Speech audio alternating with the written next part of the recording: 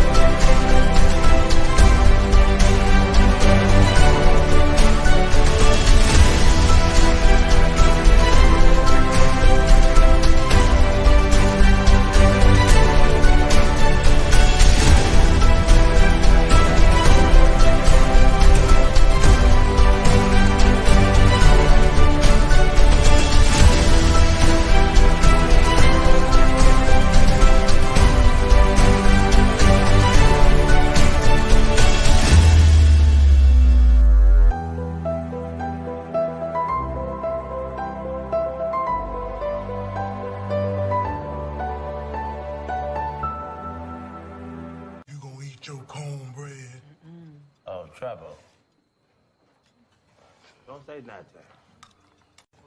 Oh, motherfucker, you can't have my cornbread. That's for damn sure.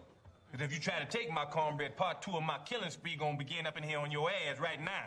If you think about my cornbread, get the taste out your mouth. That's for damn sure. Now, fuck him.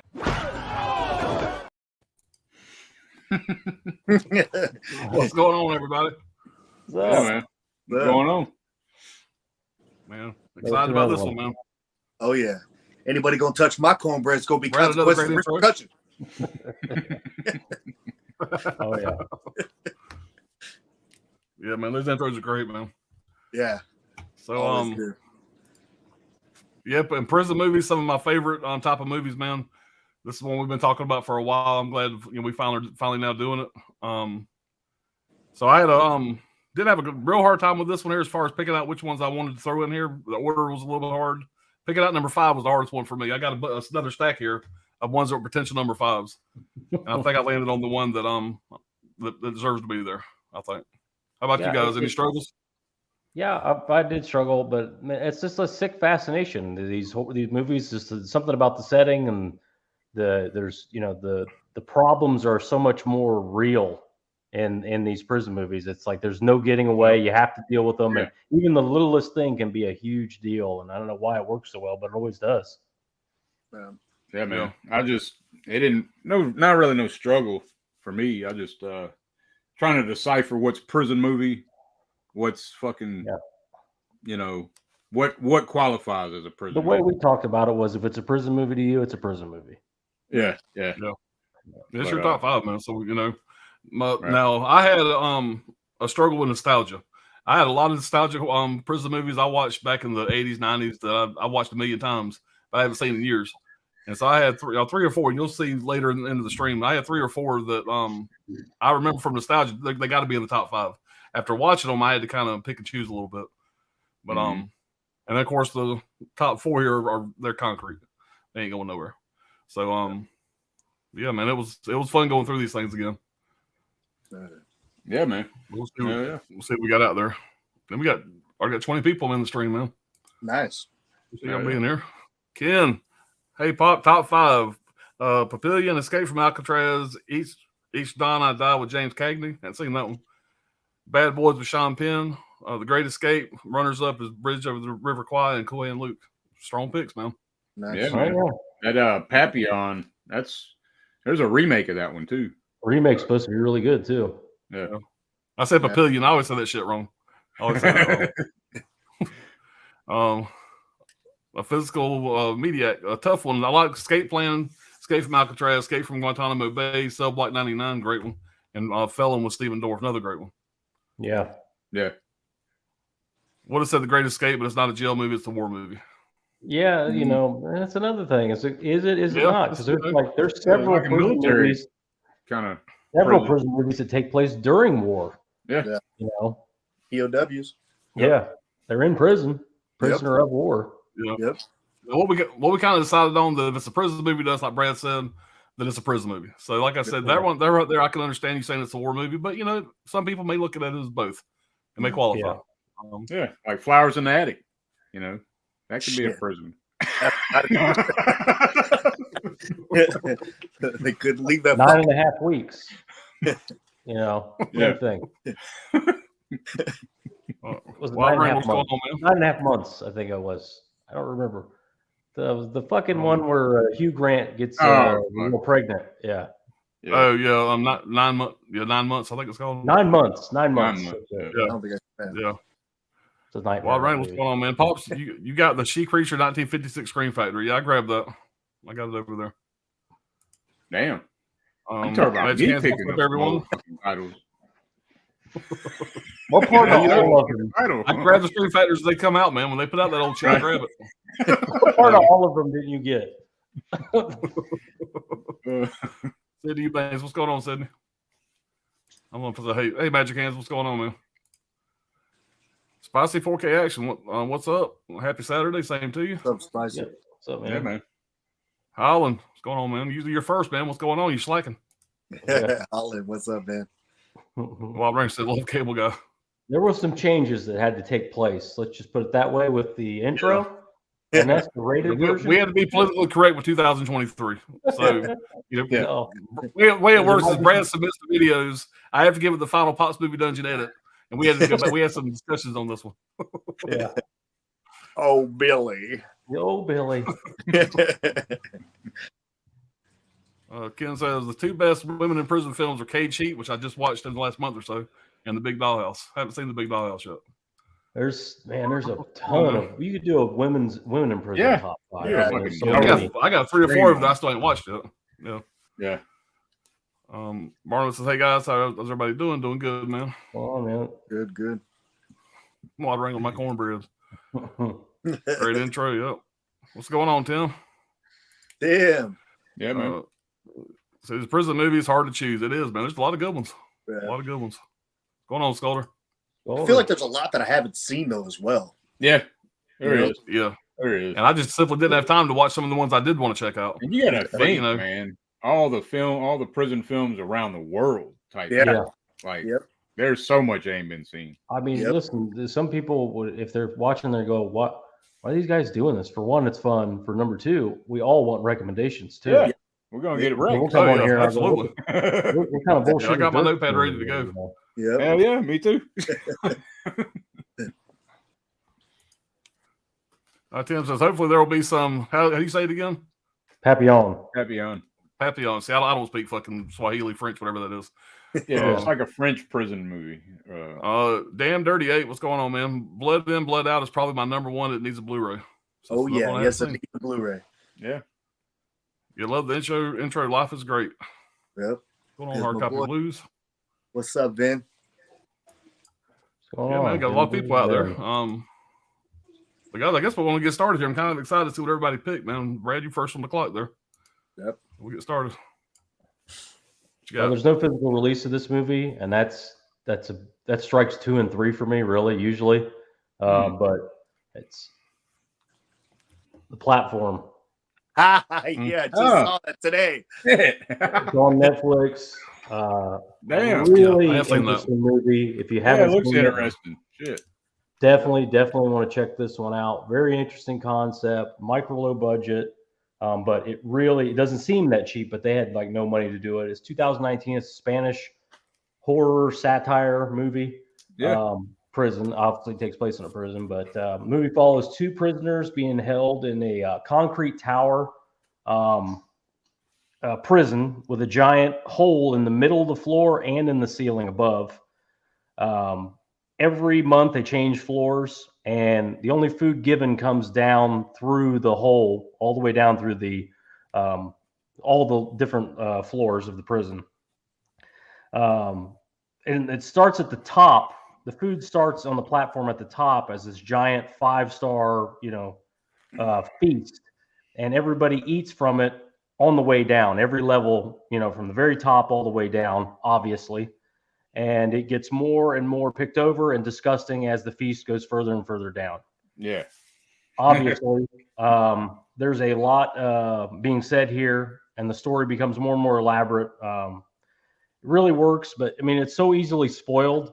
I don't really want to talk more about it. It's, kind of, like I said, there's a lot going on there, and the story gets more and more interesting. And it's a Spanish horror film, so it's going to be subtitles, but it's definitely worth your time. I really liked it. I've been waiting for a fucking Blu-ray or a 4K of something of it. There's not even a foreign release of it. So, but definitely, I would say check it out. Like I said, I'm not going to talk much about it because it's too easily spoiled, but you get the concept and what it's like. I just watched that one today too, man. That part where he goes, if you don't listen to her, I'm gonna shit in your food, and it's gonna be messed up for you. I'm gonna do that every day. Yeah. I was like, oh shit, that was fucked up. Yeah, like I said, they all share. They all eat from the same platform of food, and as it goes down, it just gets more and more fucked up, and bites out of. I mean, it's disgusting. Pick through the scraps. Yeah. Fuck, man. I actually watched that movie on my phone over a couple of days during lunch. Not a movie you really want to watch while you're eating lunch. No, because the food is pretty fucking disgusting. So I want to watch it again on my TV. I want to watch it on my phone, but I did enjoy it. Very original. Yeah. Cool. Yeah. Very original. Hell yeah. I wrote it down for sure. Yeah, man. That's a surprise, man. That's a good way to start it off. Yep. Yeah, man. What you got there, All right, man. My number 5 is gonna be Shot Caller. Oh yeah. Hell yeah, man. Fucking solid flick. When I first seen it, I seen it when it first came out back in 2017. It's about this guy named Jacob, man. He's like a white collar stockbroker. After a night of drinking and partying with his friends, they're having dinner. Not really partying like clubbing or nothing, but having some drinks and shit. And they leave, and he's just not paying attention. Fucking runs a red light, kills his fucking friend in the back. The other dude gets fucked, and he goes directly to fucking Chino. Takes the deal. Yeah. There's no trial. He takes the deal and goes straight to prison. Yeah. He gets 16 months, and just as the shit goes on, man, like he learns real fast about fucking survival and respect, in that motherfucker. So, yeah, he just, he's going to do anything to survive for his family, that's how I interpret the shit. And so he's got it, but as doing this shit to survive, he fucking descends deeper into the fucking, it kind of consumes him. He turns into something his wife don't recognize, you know what I mean? Really fucking good flick, man. Don't want to ruin it, don't want to spoil it. But definitely I'm gonna say this ain't a spoiler. There's a 200-man riot scene. And that was done with former inmates and former gang members. And there was an actual fucking 200-man riot at that fucking prison where it's shot at, too. That's what some of the cast was mentioning, that there's like, you could feel the fucking ghosts when they were filming that movie, around that fucking area. But yeah, let's see. Oh, and John Bernthal's character Shotgun has a tat on his neck that says Pin 1. Mm-hmm. It means Public Enemy number 1. Pin 1 is a white street gang from Orange County, California as well.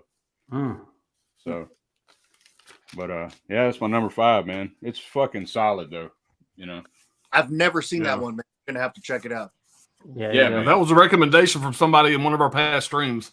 And I watched it, I think, like within that next week after our stream. Man, I fucking loved it, man. It was great. Yeah, I wonder who that could have been.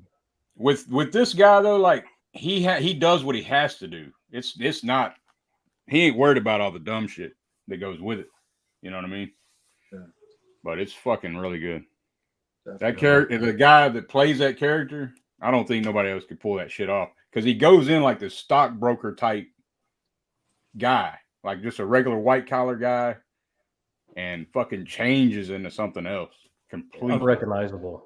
Yeah. Transformation. Yep. Yeah, it's fucking great.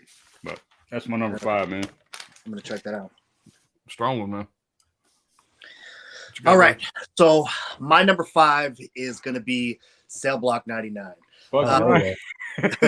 This movie caught me by way surprise. People were blowing it, and usually when people blow a movie too much, especially one that's like this, I kind of let it go over my head for a little bit. But then, and then I thought of Vince Vaughn in this movie, like it can't be good. And when I watched it, I was pretty blown away.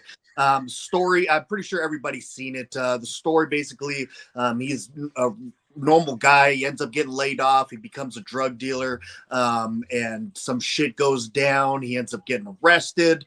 He owes the drug dealer now money, so some guy kidnaps his wife and said he's gonna do a fucking what the fuck is that called? Abortion. Board the baby if he doesn't assassinate somebody in a different prison. And he's like, how the fuck am I going to do that? I'm in this prison. He said, well, that prison is a minimal security prison. This one is a high end, or is a more intense prison. So do something, a maximum security prison. So do something, like his first thought, I got to do something crazy. So he ends up fucking up these guards and everything like that. And then he finally gets transferred over there, and it's just a nightmare for this guy. This place is a fucking dump. And it's basically what he's trying to do to fucking survive this. And the story for me is fucking brilliant. This movie does have flaws. I do not understand. This is a movie that I watched with my lady. It was funny. She was asking me, do you know what movies you're going to put on your thing? And I said, she said, please don't tell me Cell Block 99 is on it. I said, yes, it is. And then she goes, you have to say about this. And I feel the same way too, because the choreography, I feel like the fighting scenes are so fucking stupid in this movie, and everybody loved it. But to me, it looks so fucking fake. Yeah. And the sound effects for those fucking punches got so fucking annoying and so dragged out and just so unbelievable that and fucking Vince Vaughn looked like a fucking robot doing these things. Yeah. And I'm just like, are you fucking serious? But if you're able to look past that, this movie's fucking awesome. But those two flaws are just hilarious to me. But other than that, this movie is really damn good. Yeah, man. That's my number 5. Yeah, I love that movie, man. You got that shit with the slip? Yes, sir. Oh. Yes, sir. Yeah. I'm a slipcover whore, man. Yeah. Right. Oh, man. Yeah, you're in the right place. Yeah. You're in the right place. All right, movie made by number 5. I grew up watching this movie, been a fan of it for years, and that's the Sean Penn classic Bad Boys. Oh fuck. Man. This fucking movie hits, man. It still holds up. A lot of people would refer to this as kind of like a timeless type movie. I mean, yeah, it's dated, but man, this is like Sean Penn's one of his earlier roles. This is like 1 or 2 years after Fast Times. It's like the second time he's been credited as like top billing. You got a great cast in this. First off, the director, man, I didn't realize this. Until I was doing some research. It was directed by Rick Rosenthal, who directed Halloween 2. So he directed this a few years after Halloween 2. He also directed Halloween Resurrection. Got a great cast: Sean Penn, Asai Morales, Clancy Brown. Clancy Brown's first fucking movie. Ali Sheedy's in this. Young Ali Sheedy plays Sean Penn's girlfriend in this. There's a lot of actors. This is their first film. I'll put it in here. Let's see. Debut feature film of Jason Gedrick. You ever seen Iron Eagle? Debut film of Jason Gedrick, Clancy Brown, Alan Ruck, and Ali Sheedy. So that's pretty cool. Tom Cruise and Kevin Bacon auditioned for the lead role is Mick O'Brien, which is played by Sean Penn, but obviously it wasn't Sean Penn. It says this film's DVD sleeve notes claim that the movie sealed Sean Penn's reputation as one of the greatest young actors of his generation. So this is what kind of kicked off his career. I mean, of course, he plays Spicoli in Fast Times at Ridgemont High. Everybody loves that character. I love that character. But this here is what kind of made him start his career being the actor Sean Penn, all the great movies he's made. Serious actor. But basically Sean Penn and Asai Morales are like rivals. And they're both like in high school. They hate each other. And Sean Penn accidentally runs over his little brother, and kills him, and he gets sent to this juvenile detention or juvenile facility, whatever. Well, in order to get him back, whatever, he goes and rapes Ali Sheedy. Pretty intense scene. Rapes Ali Sheedy, whatever, to get put in the same prison to kind of get back at him. So they both end up in the same prison. A lot of shit happens. Clancy Brown is kind of like the head guy in the prison, him and his buddy. Got him Tweety or something like that. They played great bad guys. I mean, Clancy Brown plays a dick in this, just like he does kind of like in Shawshank. You know, he's just kind of a smart ass, you know. And spoiler alert, you never seen it. I'm not going to go into great detail, but there's one of the best things in this movie. Sean Penn goes to a fucking Coke machine. Yeah. He gets a shitload of sodas, puts them in a pillowcase, and just beats their fucking ass with it. And that scene alone is, I watch it just to watch that scene. It's fucking great. If you've never seen it, man, this movie hits hard. It does. It's a lot of fun, man. It holds up well. It came out in fucking 1983, man, and it still holds up. This is what made me a Sean Penn fan. I mean, I've always loved Sean Penn as an actor, not necessarily much as his personal beliefs, but as an actor, he's fucking great. And he's there's another one I want to talk about later after the stream, maybe. Another one he's in that I just about made my top 5. But man, I love this movie. Almost went a little higher, but it's gonna be number 5.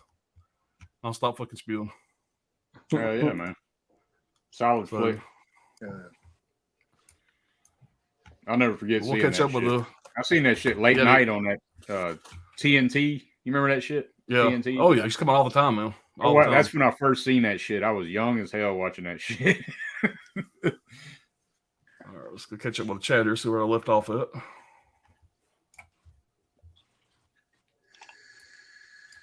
Like this is it right here. Trini was just coming in. What's up, Trini? What's going on, Trini? What's going on, man? Finally added Tim says. Yeah, there you go. Steve McQueen and Dustin Hoffman totally worth seeing. You know, I didn't. Oh, honestly, I've never seen that movie, but I watched a lot of. I got on YouTube and started typing in best prison movies just to make sure I wasn't forgetting anything, and that one popped up a lot. So I need to watch that. Yeah, I know they remade it also, so I want to watch both of them. The remake's got the guy that plays Jax Teller. Okay, I don't know his fucking name, but from Sons of Anarchy. The training. Okay, what's going on, Mika? Mika, hey guys, my top 5 Double Jeopardy. Double Jeopardy is a good one. I forgot about that. I just watched that recently too. Yeah, Escape from Alcatraz, American History X, Sleepers, and Dead Man Walking. Yeah. Dead Man Walking was the other Sean Penn that almost made it. That is a good fucking movie. That's a good fucking movie, dude. Talk about a fucking movie that hits hard there at the end. Goddamn. Say about his family, man. Whew, it gets me every time. Love that movie. Culture Training was going. Said, hey to Holland, what's going on? All right, I'll write it down for after March. Everybody saying, hey, what's going on, Anthony? Yeah, what's man. up, pimps? What's up, Anthony?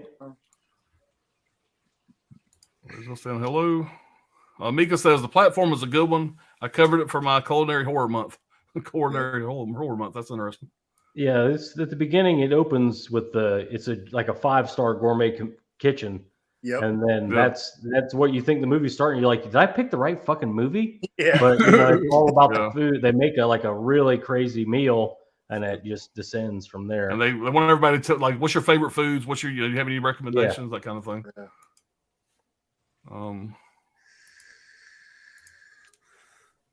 All right. Hard Copy Blue says, great pick. The platform, very unique concept and execution.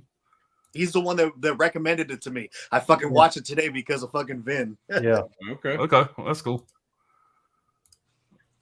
It's fucking dark. The Great Escape is. I mean, it is. It is, man. It is. Cool, man. I really enjoyed it. Yeah. The Great Escape is another really good one. I really like Steve McQueen movies. There you go. Sounds similar to this. What is that? The Cube? Is it kind of like that shit? No. No. Okay. Cube is like Saul, but in prison. This isn't like that. Yeah. Okay. Anthony said, platform sounds fucking nuts. I know Gizmo must love that crazy ass film. He probably hasn't seen it, but he would like it. Yeah. And Gizmo's supposed to be here. You never know. He may pop in later. But I think he's been up for like 3 days in a row, so he's probably getting some rest. Yeah. They're like, right in the script. He's way behind us over there, or ahead of us, whatever it is. Movie makers, man. Yeah.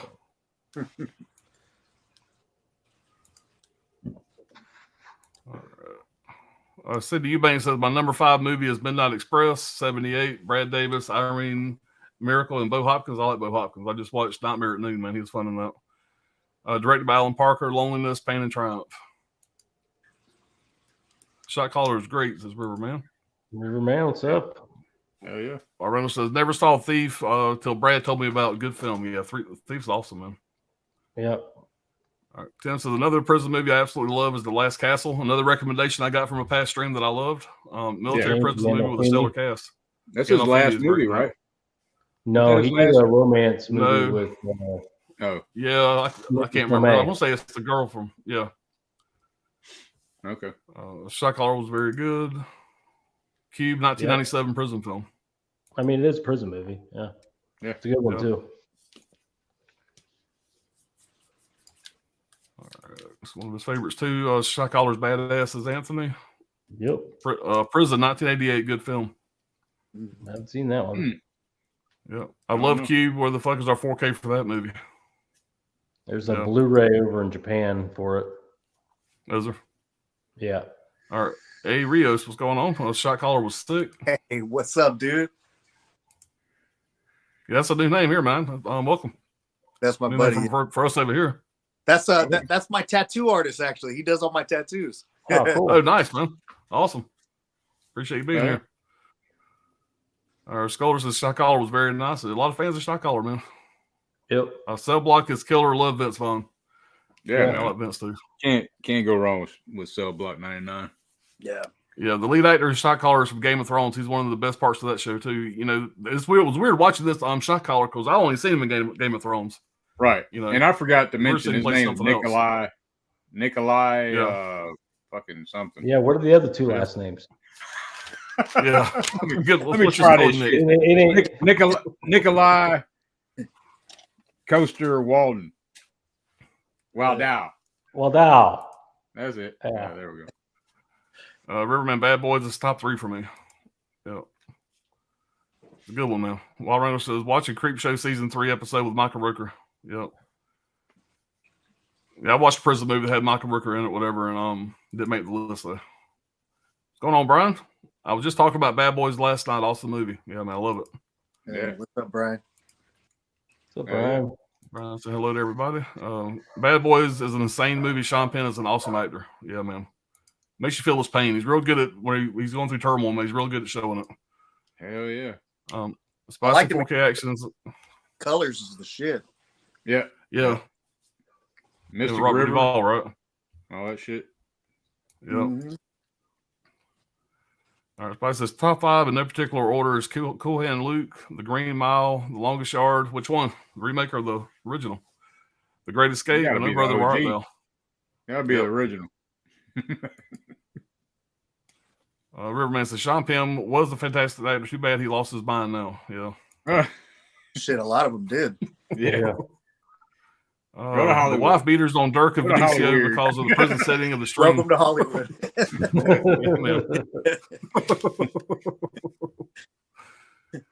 Yeah, Brian's liking y'all's get up for the stream. It looks like a Zoom meeting between parole officers and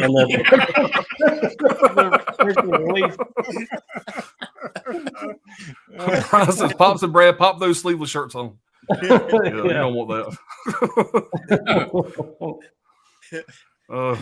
Wild Regular says, once I get the arm sleeve of tattoos, I will. But right now I'm just rocking the fucking Porky Pig. Ain't quite manly enough to be showing off. Wild Reynolds says Prison 1988 Scream Factory pop. Yeah, I have that. That's got fucking what's his name in it?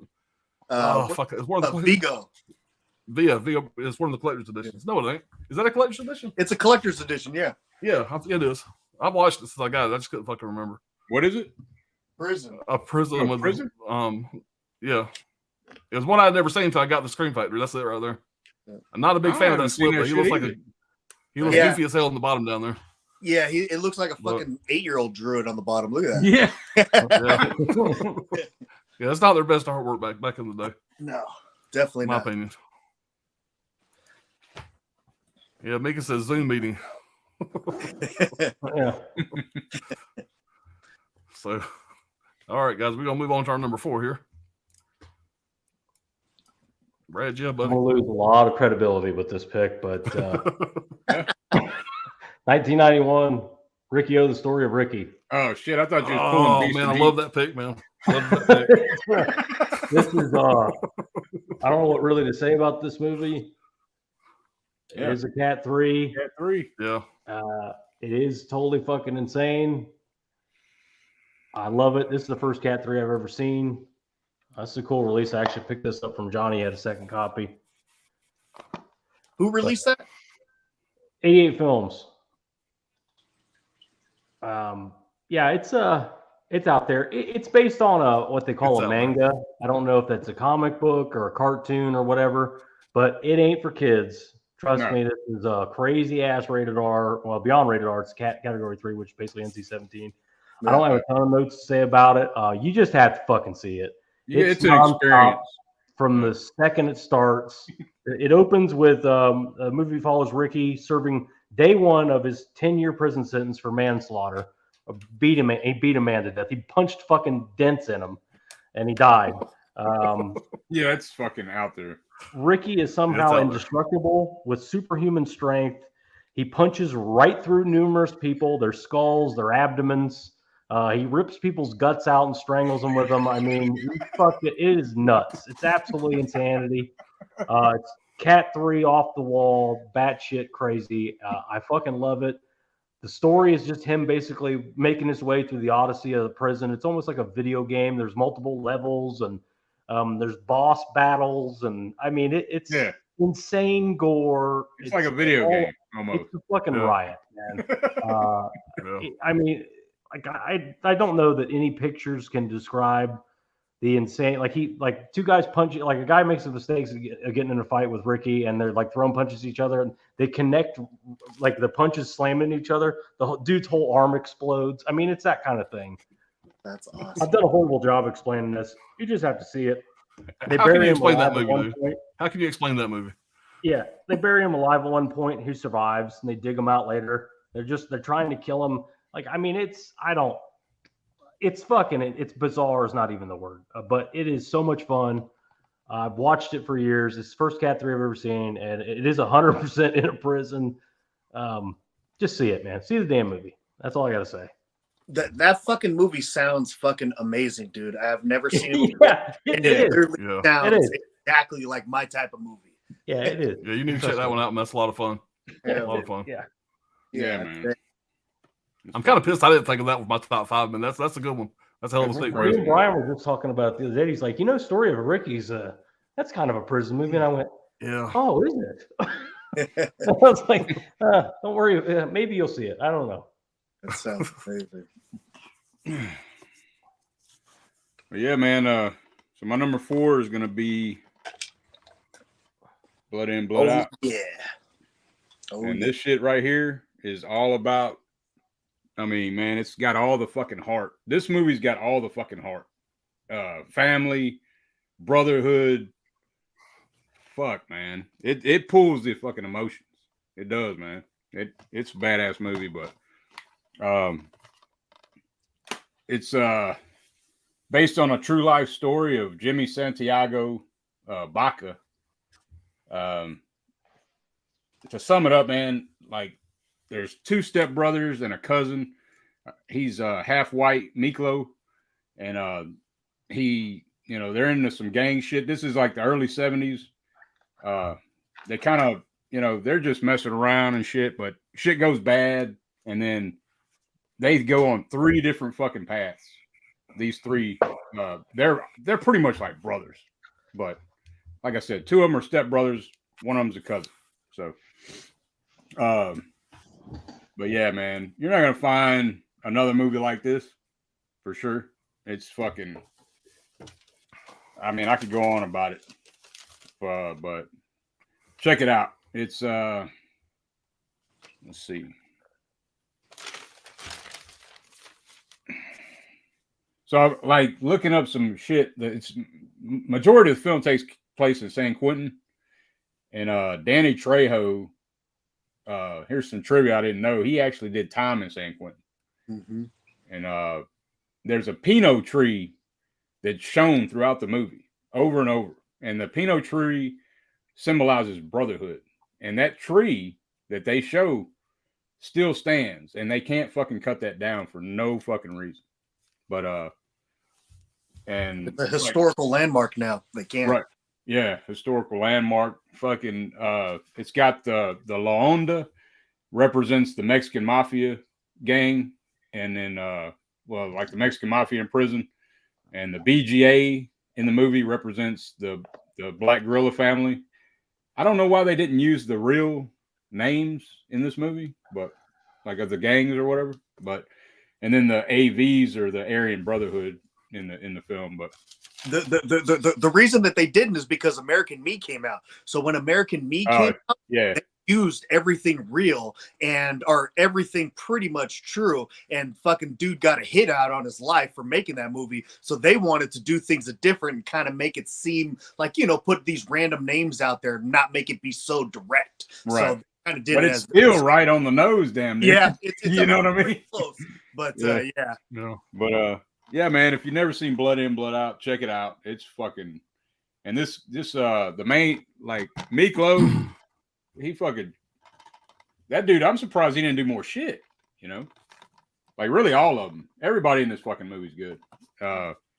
You got the guy that plays Paco, Benjamin Bratt. I've seen him in all kinds of shit, but check it out. Yeah. You ever get a chance. And I don't know why it's only got a DVD. Yep. No, Vinicio, that American Me, that's Edward James Olmos, right? Yep. He's in the, Yeah. I have the shout select of that. I wanted to watch it for the stream. I hadn't seen it yet. Got it on the show. Yeah, it's good too, man. You gotta I watch haven't had it. time to watch it. Yeah, you got to watch that. Yeah, it's really Yeah. good, man. Out of the two, though, Blood In, Blood Out is like the stronger film for me, anyway. Yep. Yeah. It was supposed to be fucking. That's something else. It's supposed to be it was going to be 5 hours long, and they were going to make 3 fucking movies, and they just shortened it down to. It's like a 3-hour movie.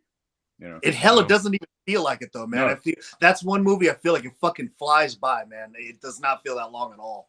No, because I watched it with my wife. She'd never seen it, and she's like, "Damn, how long is this movie?" Yeah. But it went by quick, and there's no filler in that movie, no filler. Yeah. But that's my number 4. I need to check it out, man. I need to check it out. All right. So my number 4 is going to be American History X. American History X is just it's such a great movie and tells such a powerful story. The main guy, for one, that fucking scene when he fucking, after he stomps that fucking dude's head, the look in his fucking eyes. Yeah. Woo, that You shit's couldn't be so happier. powerful, man. That crazy fucking look is just Insanity. It's so iconic, man. I love it.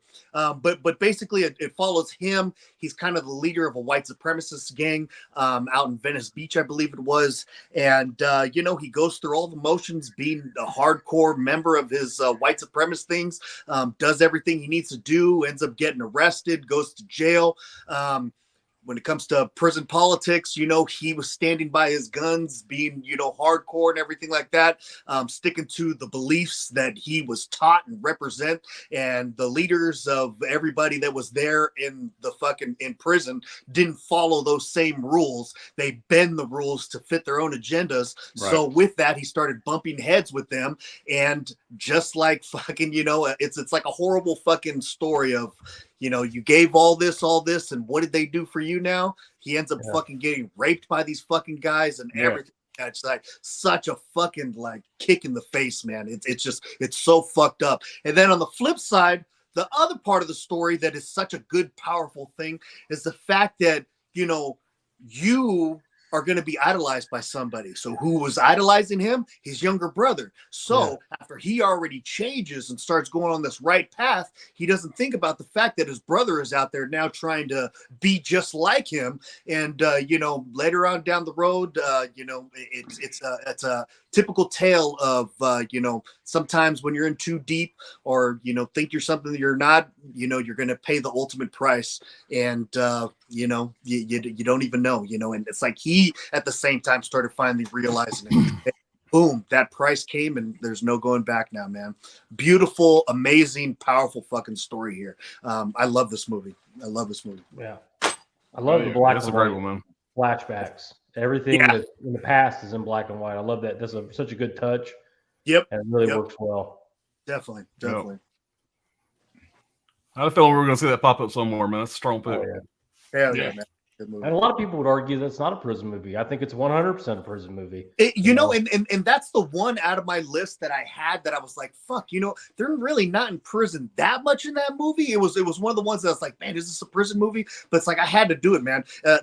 He goes to prison, you know, he fucking has to deal with the prison politics. Everything's like that. So I feel like it has enough prison in it. And an underappreciated fact too is when you get out of prison, it's not like you just go back. Nothing was waiting for you. You know, everything's changed, and that comes into play in that as well. Yeah. I really like that feature. Yeah, I mean, and especially too, it's like, you know, he is no longer a part of that organization, and then you have to go right back where it's all these people around here, and the last thing that they heard from you is you're their fucking leader. You know, so it's like his hero. He's their god. Kind of triumph of him having to explain to them that he doesn't believe in that anymore. You know, it's crazy, man. It's fucked up.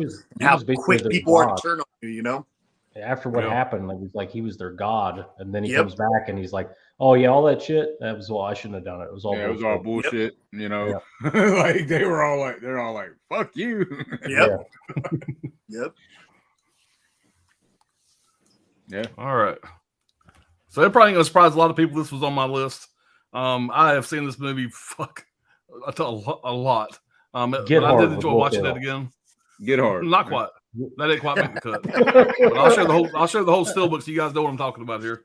That's gonna be a special really? Oh, really? I didn't know that was coming. I can't believe this. I mean, you got fucking Sylvester Stallone, a fucking prison movie.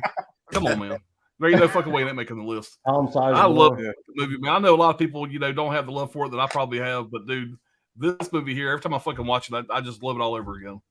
The movie came out in 1989, same fucking year I graduated high school. It came in a fucking sweet spot for me, man. I watched this movie probably 3 or 4 times in theaters. Fucking fell in love with it.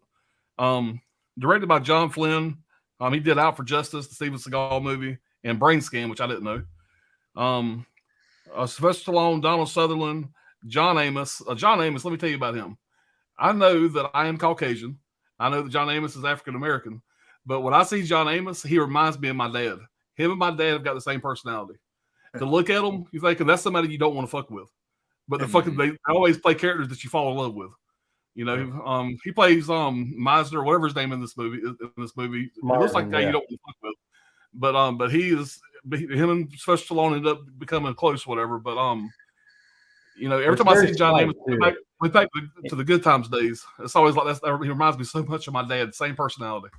So I've always had a love for John Amos because of that. But also it stars Sonny Lanham as the bad guy, Chink Weber, I think his name was. Sonny Lanham, he plays a total jackass in this. A great villain, somebody that you really fucking start hating because he's such a dick. And the best part of this movie, obviously, is the football scene. The football scene, if you've seen the movie, you know what I'm talking about. The whole goddamn thing's fucking great. Brutal as hell. And there was no stunt doubles in that. All that shit that you've seen, all the hits, all the tackles, all that shit really happened. They didn't do any stunt doubles or whatever. That was real shit. Movie also stars Tom Sizemore, who just passed away yesterday. Great actor, Tom Sizemore. We were talking about doing a great supporting cast or supporting actor top 5. Tom Sizemore would have been way up there for me. I love Tom Sizemore. This was actually his first big break, his first starring role. Sylvester Stallone gave him a chance in this movie, and they have remained friends ever since. So him and Sylvester Stallone were big buddies throughout life. The base plot of the movie is with only 6 months left on his sentence, inmate Frank Leone is transferred from a minimum security prison to a maximum security prison by a vindictive warden played by Donald Sutherland. And basically, back in the day, Sylvester Stallone only had a few months left on his sentence or whatever. He wanted to go to this guy's funeral, the guy that raised him, or he was real close with, this old guy. Donald Sutherland wouldn't let him out, so Sylvester Stallone broke out of prison to go to this funeral.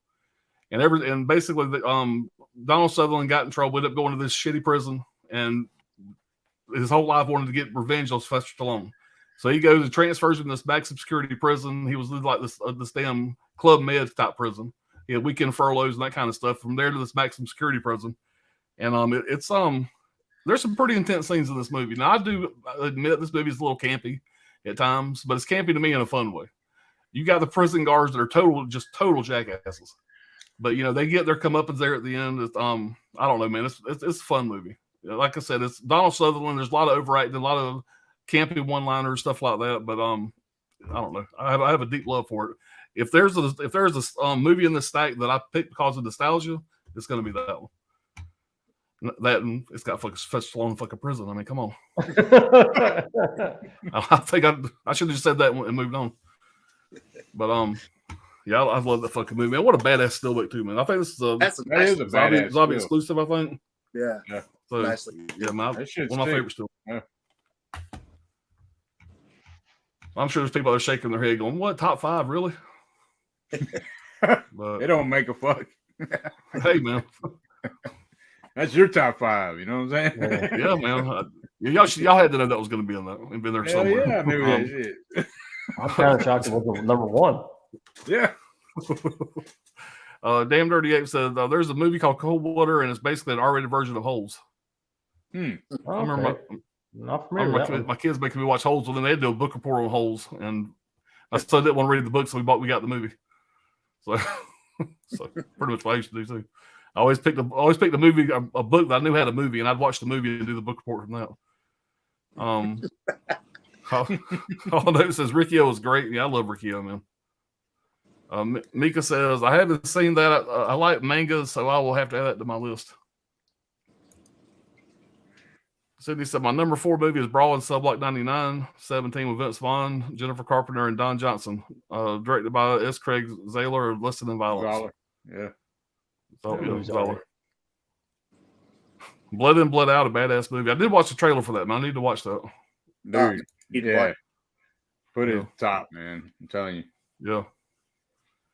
Yeah. Hagen Connect says, would Monsters Ball fall into the prison category? Love the streams. Appreciate it, man. Considering that Billy Bob Thornton lives in the South, and that is basically a prison for a lot of people. No. And, he works in a prison. Just for you Yankee fuckers that are transplanted down here.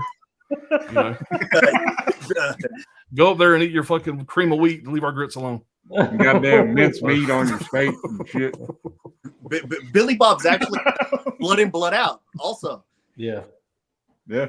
Oh, hell, I'm sold, man. I love Billy Bob. Yeah, Billy Bob. I forgot to mention that. He's in there, man. He's fucking trip.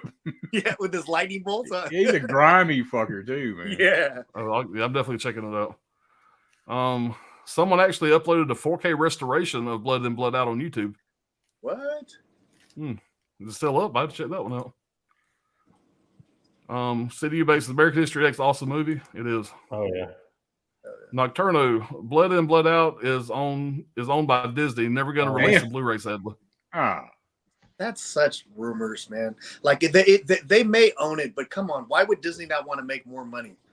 Well, I mean, it might not fit their current business model. It might be too dark, But just because that they own, like they may own the movie because it's owned by a label that they own, but it's not under like Disney. Like if it would ever release, it's not going to say Disney. It's going to say a company that they own. Yeah. They're big on the PR right now. They got a real strange PR thing going on. Yeah. They do. Yeah. Well, you got the new guy that took over Disney. Maybe physical media will pick up. We'll see. Yeah. Or the guy that used to be with Disney came back or some shit like that. Hard Copy says, American History X so good. Yeah. Mika says, great selection, Vin. American History X, very powerful film. Yeah, it is very powerful. Very. The prison scenes of that movie are so central to the character's growth. They're definitely a prison movie. Yep. I mean, there's some stuff that people will go is not a prison movie, but if you really look at it, it is. So, I mean, like I said, we've said it before. If it's a prison movie to you, it's a prison movie. Yeah. Yep. Agree. Wild Wrangler says, have y'all seen Dead Men Walking 2005? I watched it this morning. Zombie outbreak, and I've seen it 10 times. Zombie outbreak and prison inmates team up with guards to survive. Okay, never mind. That's not the same Dead Men Walking I'm talking about. Okay. Yeah, I'm talking about the Sean Penn, Susan Sarandon. That sounds interesting. Yeah. Yeah.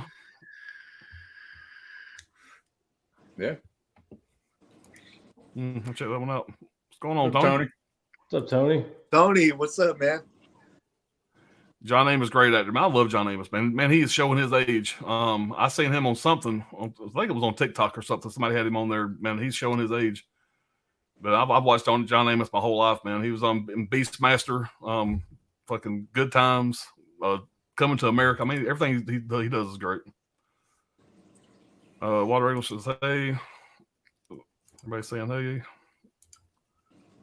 Riverman says American History X is great. Eddie Furlong, a couple good prison movies. You know, Eddie Furlong, man, he had T2, he had American History X. I mean, this dude should have, if he had kept his shit together, man, I'd have been interested to see what kind of career he would have had. Yeah, he played too much. He played in He was in what was it called? Animal Farm?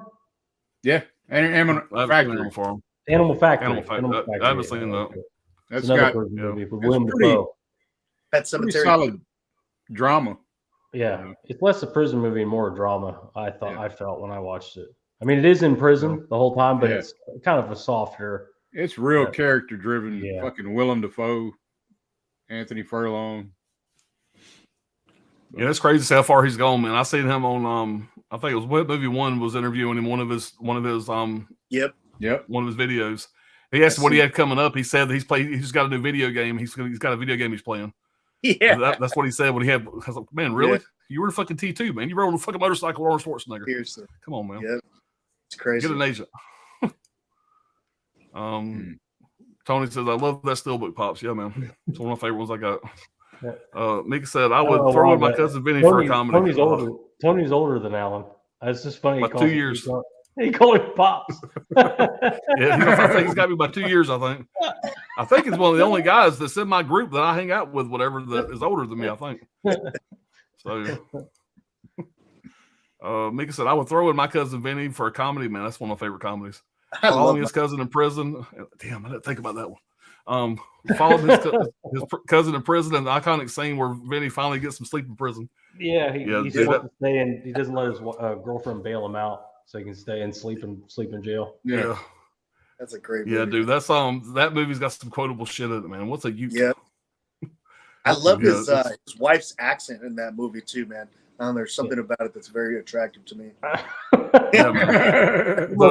There's so many great parts of that movie, but the part that I love the most is when he got that shitty attorney, the public defender that comes in there and he can't fucking talk. He stutters so bad. Dude, it is something about that dude. I got a buddy that stutters real bad. And I always fuck with him when me and him used to watch it back in the day. But yeah, I mean, it's a great scene. Damn, I wish I thought of that movie. Mika, damn. That would have been my top 5, baby. What's going on, Gus? Saying hey to me and Vinicio, fuck you, Bread and Dirt. Yeah, fuck us, right? I agree. Appreciate being here, Gus. Tony says John Amos has been showing his age for a long time, but he's still good. Yeah, man. Wild Runner says I know that Dirk will pick Shark Kansas Women's Prison Massacre. Yeah, I have that one on the shelf. I hadn't took the time to watch that one yet, but I got it in. What a great name for a movie. You might be surprised, man. You might be surprised now. Dirk, that would not surprise me at all, actually, if you were to pull that. So, all right, guys, we're already going up to number 3. We're moving right along. Damn. Okay. I'll fuck up my notes. Number 3, 2012. Get the Gringo, Mel Gibson. Okay. Nice. It's a great movie, really underrated. Never got a theatrical release. It was one of the first that went straight to streaming, VOD, or the first big with a big star to go to straight to VOD. Takes place in a Mexican border prison, shot in Mexico and Texas. The movie follows Driver. That's his name, Mel Gibson. He refuses to give his name. He's in Mexican prison. He robs a bank in Texas and crashes through a border wall. A corrupt Mexican police force take him and the money to prison. No trial, no nothing. They just basically bury him in there and take the money. Driver has to survive the prison and get his money back. A lot of people say this, and I would agree, that this is a direct sequel to Payback, another Mel Gibson movie. Anybody hasn't seen it? Yeah. Oh, yeah. Payback. Yeah, that is a good one. I mean, look at the cover here. Yeah, I'm just similar saying. shit going on. In Payback, he goes by Porter. In this, he goes by Driver. Acts very similar to that character, almost really the same, but it's never been officially said that. But it's basically Payback in prison. He has to get his money back. He'll do anything to get it. And, anyway, you know what you're getting here. I don't really need to go into it further than that, but I really enjoyed it. I don't know that most people have seen it, but it's a very underrated prison movie. And this was an old Blu-ray I had forever, but yeah, if you haven't seen it, check it out, man. Oh, yeah. Hell yeah, man. All right, man. Number 3. This was kind of a little tough, man, for between 3 and 2, but gonna be Cool Hand Luke. Oh yeah, Luke, man, he's you don't got a fucking care in the world. Like when the movie starts, he's fucking drunk off his ass, cutting the heads off of fucking parking meters, and cops show up, and he's got that shit-eating grin. It's like through the whole damn movie, it's like that, But when he comes into the prison, it's like set into like rural Florida prison. Mm-hmm. But shit, it could be anywhere in the South. The way I look at it. Nah, man, South's different than the Northeast and every other place. It's all the same, is what I'm saying. It's all the same. There's no difference. Yeah, there's no difference as far as this goes. But anyway, country ass prison that he's in. Right. But yeah, man, he's just it's like the ultimate fucking I'm not gonna do what you tell me type of shit is what it's about. Like as far as rules and regulations go, this is probably the best film, in my opinion, that's like shows I'm not doing a shit nothing you're saying. You're not gonna break the man. You know what I'm saying? And then he kind of like all the other inmates just feed off of him. Like he gives them hope and shit. And but there's more at play with Luke all the time throughout the movie. Fucking great movie. Takes place in the 50s. Let's see. What else can I say about this shit? The guy Don Pierce that wrote it actually spent 2 years on a prison gang, on a chain gang.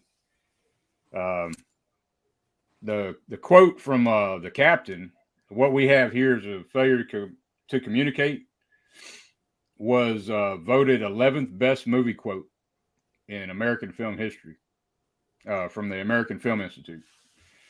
The black top that all the inmates are doing in the movie is like a mile long. They actually did that shit. The number 37 that he wears is actually from Luke 137 in the Bible, and it means is a reference to Luke 137, for nothing will be impossible with God. But great fucking movie, man. Check it out. Cool Hand Luke. My number 3. Classic for sure. Yeah, man. And I've seen it one time, like 2 years ago. I watched it for the first time, and I enjoyed it. This is 1967. Still holds up.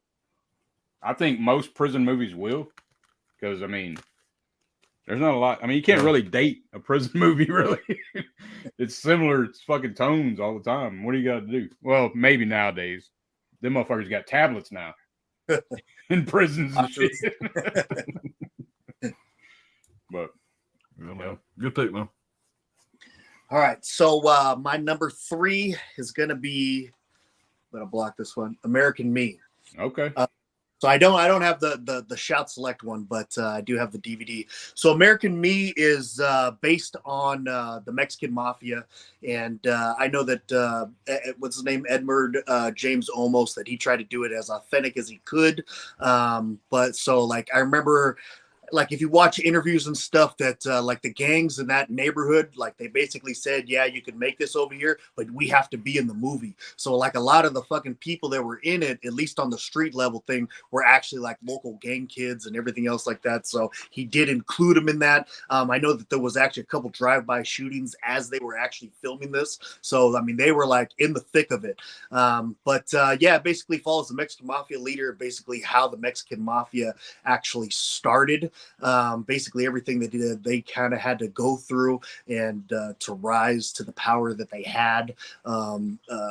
You know, it's very crazy seeing some of the like prison things, like how they would send a package of fucking dope inside, you know, be in one girl's vagina, then she'd take it out, flush it down the fucking toilet. Another one's down here with his hand in the pipe, getting the shit and moving out of the way, then grabbing the dope, then putting it up his ass, then bringing it up to the fucking cell, then taking it out of there, then tasting a little bit, then sending it down the wire. It's like, damn, you know, like that's a that's a lot of shit you got to do to make that happen. But yeah, it's a very interesting story. You know, he spends most of his life in prison. I know a real powerful scene was when he was trying to date that one girl, and she told him that, you know, you're like two people. One is doesn't know how to read, doesn't know how to drive, doesn't know how to make love, but the other one knows how to kill kids, you know, kill people and deal drugs, all this stuff like that. Because, you know, he had, you know, when he came out,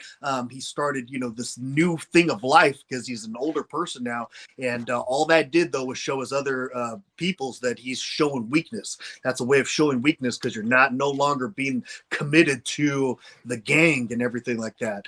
And, you know, at the end of that, he ends up having his fate as well, which start showing weakness, you're out of the game. You're no longer the leader. You're no longer part of this. And you know, it's crazy too. Another scene that's really powerful, man, is when Puppet is in there and he has Little Puppet, his brother, come in there, and you know, he's kind of just wants somebody to watch his back while he's in prison. He didn't want to join the gang, but he ends up joining the gang. And the way he has to do it is he has to commit a murder. So, I mean, now you didn't even want to join the gang. You're now in the gang. Then you had to kill somebody. And then, you know, and then he ends up saying that he doesn't want to be in the gang no more. And yeah, those fools make his own brother take him out because he's the one that brought him in.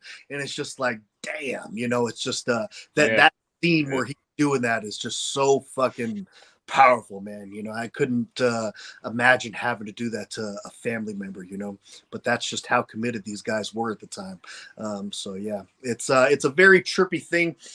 You know, at the end, another part too is when he starts saying, you know, that they're no longer the only Mexican gang, because for the longest time they were the only Mexican gang. And then they started talking about that people are starting to take over the prisons, different prisons, and that are Hispanic gangs.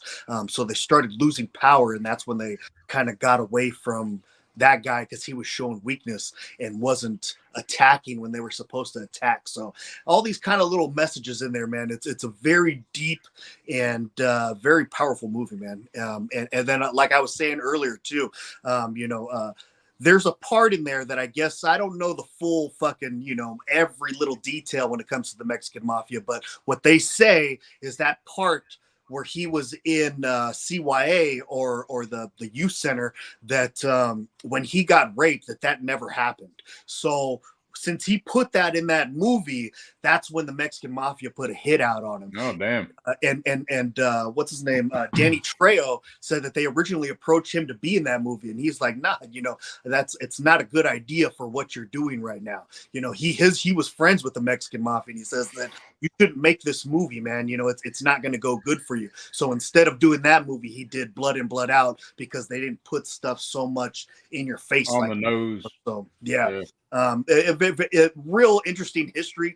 Even on there too, man, it has a couple documentaries of the local gangs that are around there, like Big Hazard and a couple other things. And those documentaries where they're following these kids and everything was actually pretty interesting as well. So really great film. It's kind of almost like a, you know, that movie and a couple other ones are almost like I feel like a rite of passage that every young Hispanic kid watches, you know, especially in California. So it's a very interesting, and I've watched that movie for a long time now. Yeah, man, it's a solid flick. Check it out now. I've had it for a while. I just haven't watched it yet. I'll check it out. Really good. Really good. All right. Same as the last one. You had to know this was going to be on my list. Just like you put Sylvester Stallone in the fucking prison movie. You put Clint Eastwood in the fucking prison movie, sign me the fuck up. Yeah. I'm going to be there. This was when I watched my dad back in the day 100 times. Watched it so many times. Back in the day, it came on TBS. I mean, it was like watching the nightly news on like a local station. It came on like every fucking day. It was guaranteed this was going to be on at least once a day. This movie's so fucking great, man. I was excited to see the 4K. I already owned it in that box set back there, but anything they release in 4K, I'm going to double dip on. Looks great in 4K, man. The movie, it's another timeless movie for me. This movie here, man, it's really fantastic. Now the movie starts. We have Clint Eastwood, on the boat heading to Alcatraz. You see them getting processed. You really get a feel of what the prison life is like, whatever. And the biggest cost of this movie, as far as budget goes, was restoring the prison to make it look like a new prison again.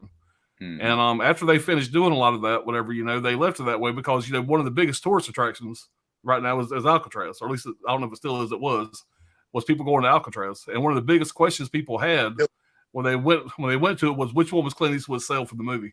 That became one of the biggest questions on the fucking tour. Not all the history. Which one was Clint Eastwood's cell? Right. Which that's been my first question, of course. But this movie has great tension at the end of it. My favorite part is when they're all planning the breakout. The building up. They all got to like dig holes in their cell. They have a timeline. One of the guys is running a little bit behind. You really feel them hiding from the prison guards, sneaking around. You just feel like you're there. They do a great job with it. A few things about this. I think I talked about this in one of our top fives before, but this was Danny Glover's first movie. Danny Glover's got a really, really small scene. You see him just for a second, whatever. That's the first time he's ever been on any kind of movie at all. Huh. He doesn't have a speaking role or anything like that. It's real small. If you blink, you miss it. But he is in this. You get a really early role for. Yeah, I never knew that either until recently. But you get a really early role for Fred Ward, another actor I enjoy a lot. He's got a pretty big role in this. Oh yeah. This was directed by Don Siegel, which Don Siegel and Clint Eastwood has done 5 movies together. This was the last one. They did Dirty Harry, the first one, Cogan's Bluff, 2 Mules for Sister Sarah, The Beguiled, and Escape from Alcatraz. I was reading a little bit about it. Don't know the full story, but there was a little bit of bad blood between Clint Eastwood and Don Siegel, maybe rights or something over this movie or something like that. And so they never did work together again. They did have a long history leading up to this. During filming, tourists were still allowed onto the islands. They were doing tours, so they had to film a lot at night, whatever. But during filming, tourists were still allowed onto the island, and a new boatload would arrive about every half hour. They became so much of a distraction that the majority of the film was moved to night shoots because of that. What can I say, man? It's a classic. Anybody that's a Clint Eastwood fan, I'm sure you've seen this. Kino did a great job with the 4K. Very excited this was coming out. But my number 3. And all this is could have been number 1. All this, first of all, Trini, is that still a thing where you can go visit Alcatraz? If Trini, you're still in the chat, he lives near there. Dude, I live near there too. I was born in San Francisco. Yeah, they San Francisco. I'm backwards. I'm backwards. For some reason, I'm thinking of the Statue of Liberty. You're thinking of Rikers. Yeah, you're thinking of Rikers. But this whole like Alan's been really excited about this stream. Yeah, Alan's been really excited about the stream, and now I know why. The second we said prison movie stream, he's just like, there's a Sylvester Stallone. I mean, come on, man. You got Sly and fucking Clint. Fucking prison movie. Come on, man. Both the bitches could have been number 1. Yeah, Trini lives in New York. They still have tours over there all the time, man, and they're fucking expensive now too. But they have, just like how he said, every 30 minutes a boat comes over there, drops off more people. Yeah. Yep. But that's I've never been to California, but that's definitely something I'd like to do one day is check out Alcatraz. That'd be cool. It's a fun experience, man. It's actually it's really cool. You can I don't believe in energies and all that kind of stuff like that, but you do get a weird feeling when you go in there, man. It's very eerie. I can imagine, man. Yeah. Is it more successful as a tourist attraction than a fucking prison? That's just crazy. Yeah. Yeah. Yep. Yeah, because it closed down. I mean, these guys that broke out, whether they survived or not, it was rumored for a while whether they did or not. Yeah. But He closed down shortly after that because it was supposed to be in, nobody could escape. That was the big thing. The thing is, they had to die because they would have been caught eventually. Not only on the water, but what job are you going to get? You got no ID. You can't show ID. I mean, you know what I mean? Like eventually they would have been caught again. At least one of them. And something else interesting, it was one of the first prisons to have hot water. They wanted the prisoners to get acclimated to hot water to make the water around the prison even colder. So they always had hot water for the prisoners. It's something else I read. That is hilarious. So, let's see where we leave off. I think it was right here. Yeah, I think he's 87. I'm talking about John Amos. Yeah. Damn. Everybody's getting old. But Tony says that Gus is alienating half the panel. Hardcover said, let's go to prison with Will Arnett as a good comedy watch. Wouldn't make my top 5, though. Wild Rhino says, Alien 3 and Beyond Animator are prison films. Alien 3, man. That'd have been an interesting pick. So that was on my list originally, and I rewatched it, and I'm just like, it is a prison movie, but I mean, it's a prison planet, but it's no longer a prison. The people that are staying there don't have to be there. Like it was originally a prison, and they if you remember the story, so I just couldn't see it as a prison movie after rewatching it. Right. But it is good. I still liked it, the David Fincher one. Mix, I've heard of Get the Gringo, but I've never seen it. I did enjoy Payback. Yeah, I've seen Payback in theaters. But it's the same thing. I don't think I've ever seen Get the Gringo. I don't think. Yeah. Yeah, I haven't seen that either. Scholar says Get the Gringo was nice. Rio says I haven't seen either one of those. I think. If you haven't seen Payback, man, you got to see that for sure. I've seen Payback. Payback's good. Gus says, sorry, I didn't know the name of the other 2 dudes. Hi, other 2 dudes. Yeah, appreciate it. I forget their name too. That's Brad and what's his name? Dirt. It's whatever, and who the fuck cares. I appreciate being here, Gus. No worries, man. My name is nobody. That's my celly right there. Yeah. Right. Celly. We're about to make some Pruno after this. Right? Yeah. You fucking hooch. Cindy Eubanks says, my number 3 movie is Escape from Alcatraz, 79. There you go. Directed by Don Siegel. No one has escaped from Alcatraz. No one ever will. Yep. Laughing at Tony. Sydney says, Get the Gringo. Very good movie. Dirk and Brad. So, yep. That's their names. Thanks, Tony. Spicy 4K Action. Has anyone seen Breakout 75 with Charles Bronson? Just watched it today. Decent. I got that Kino, I think. Yeah, I know. Yeah, I think I got it over there. Breakout's good, man. It's not really. I mean, it is a prison movie, but it's Bronson trying to break Duvall's character out of prison. So the majority of the film's not even in fucking prison. Gotcha. Majority of the film's Bronson. Yeah, I mean, unconventional. I have some honorable mentions that are unconventional. Like I said, Alien 3, is that a prison movie? I mean, there's no bars, there's no cells.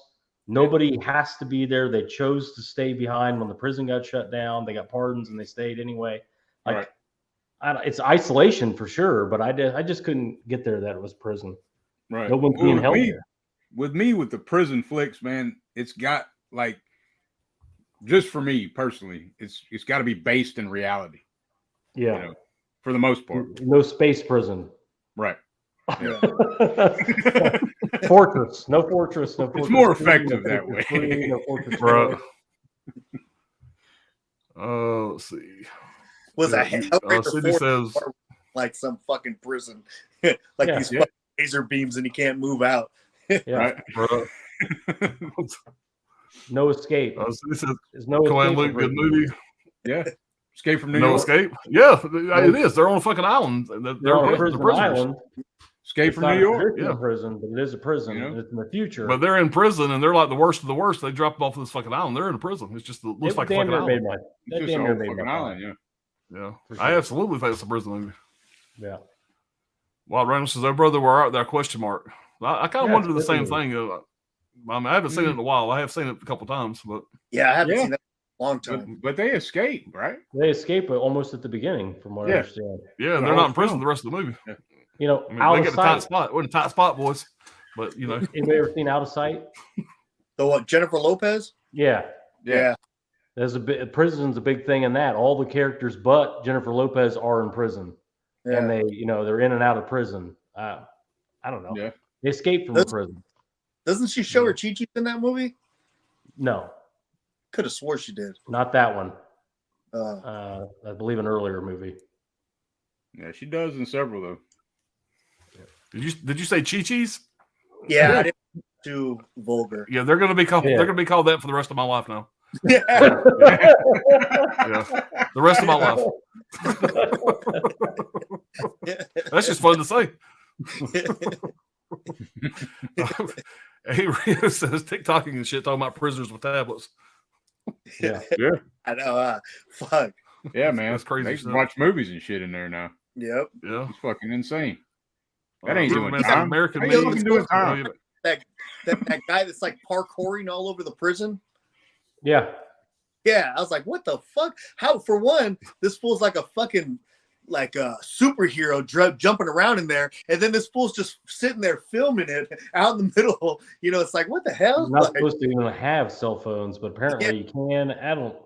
yep. I think you can have. I don't know. Can you have phones now? No. Because in a lot of No. prison movies, they have phones, but they have to hide them. Yeah. You know, You like gotta the guy holding his phone up like this, Yeah. and nobody's taking it away from him. I don't know.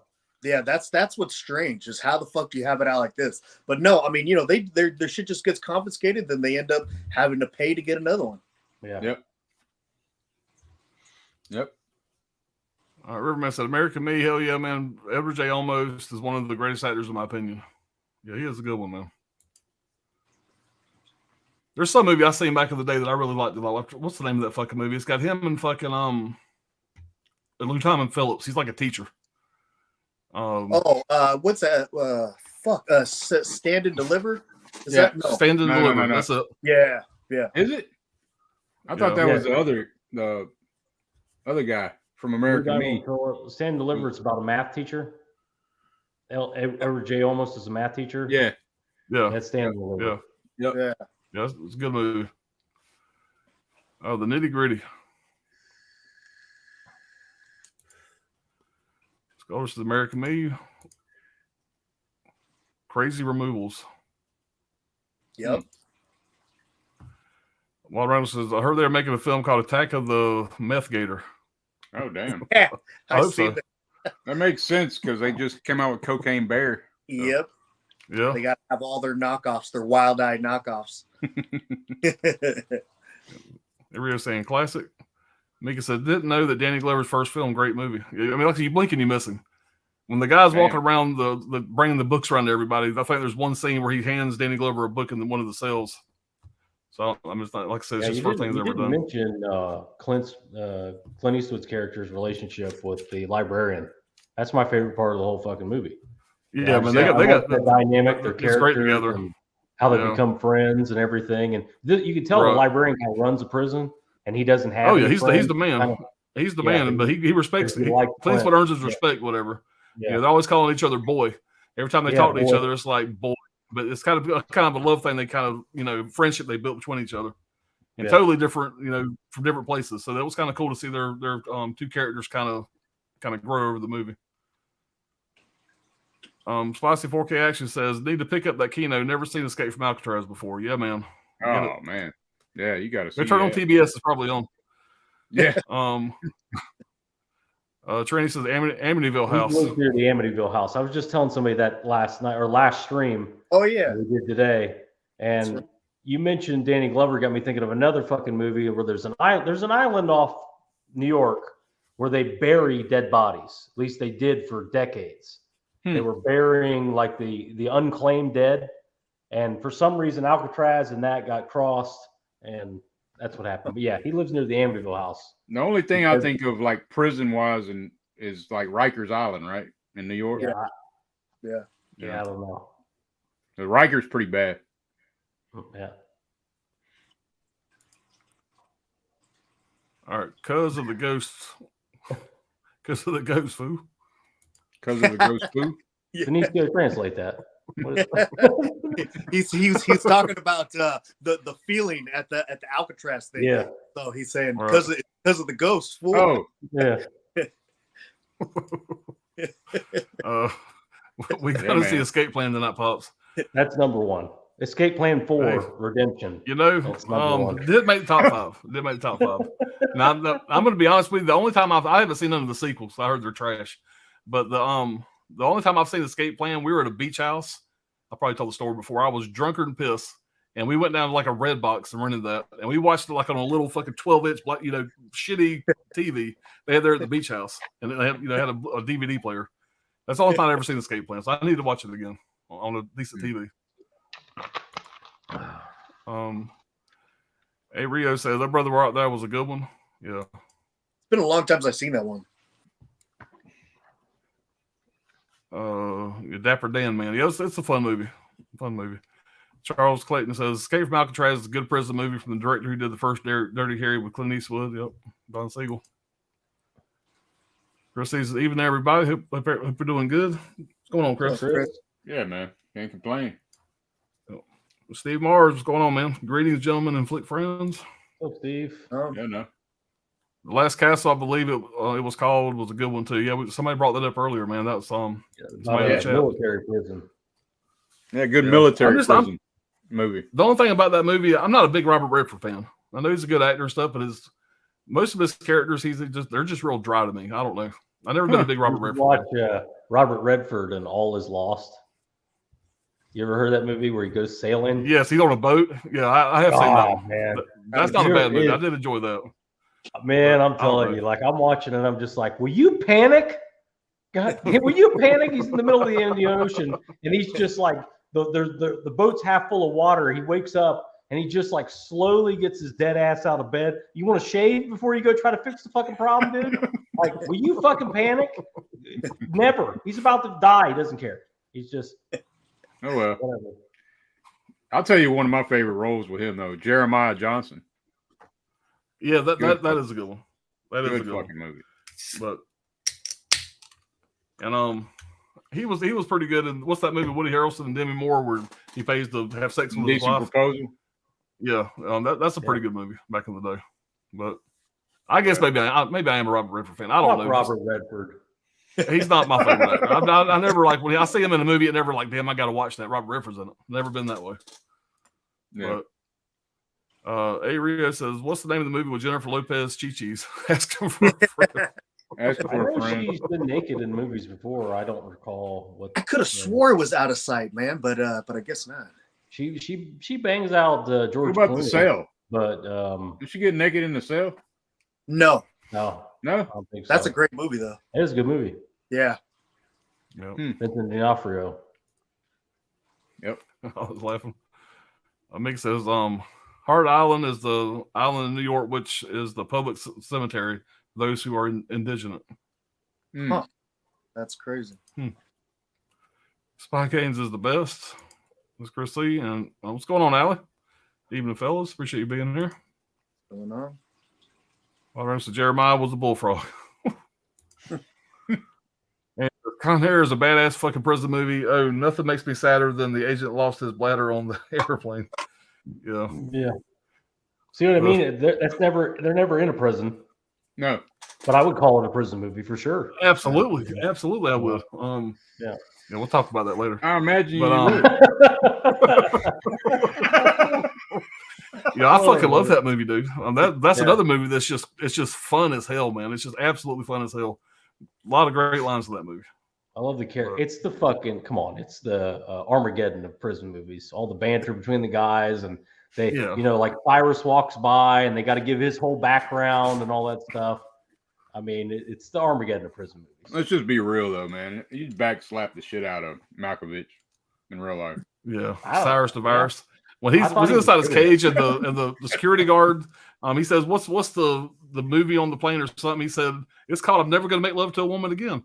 Plus, followed up by "I'm never gonna have steak again ever." You know, when he's fucking with Malkovich, it's just little shit like that, man. It's just great. You got fucking what's his nuts, whatever the crazy son of a bitch, whatever that wore somebody's head as the fucking hat for 3 states. Steve Buscemi. Yeah, Steve Buscemi. Thank you. Yeah, his character's fucking great in this. You know, it's a fun movie. It's campy again, but I know that people probably don't like it as much as I do. You know, I'm simple minded, but it's a good fucking movie. Is that what it was? Yeah, it's a great popcorn movie. Maybe that's why I like Armageddon so much. Chris C says The Rock is a prison movie. Yeah. You know, yeah. Another great movie. Mika says great casting, Con Air. Steve Buscemi's character was my favorite. Yeah, man, he's talk about a great casting, playing him for that role, because I mean he looks like a fucking psychopath anyway. Man. And you know, the way they brought him in, you know, had him tied up and all that on Hannibal Lecter shit. You know, it was. I love that. And then when they take it off, it's just this scrawny little guy. It's not like right.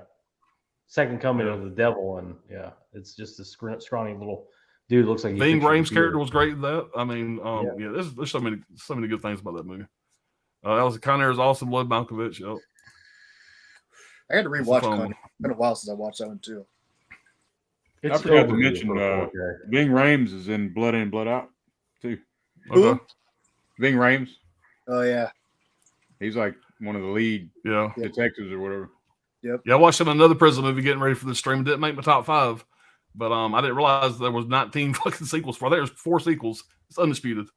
Anyway, he's in that movie. I watched it. It didn't make the top 5, but it was a fun movie. But also in Out of Sight. 4 sequels to that. Yeah. But I love Wesley Snipes, man. So I really wanted that to make my top 5, but it just didn't make it. So, all right, man, number 2. It's been mentioned before.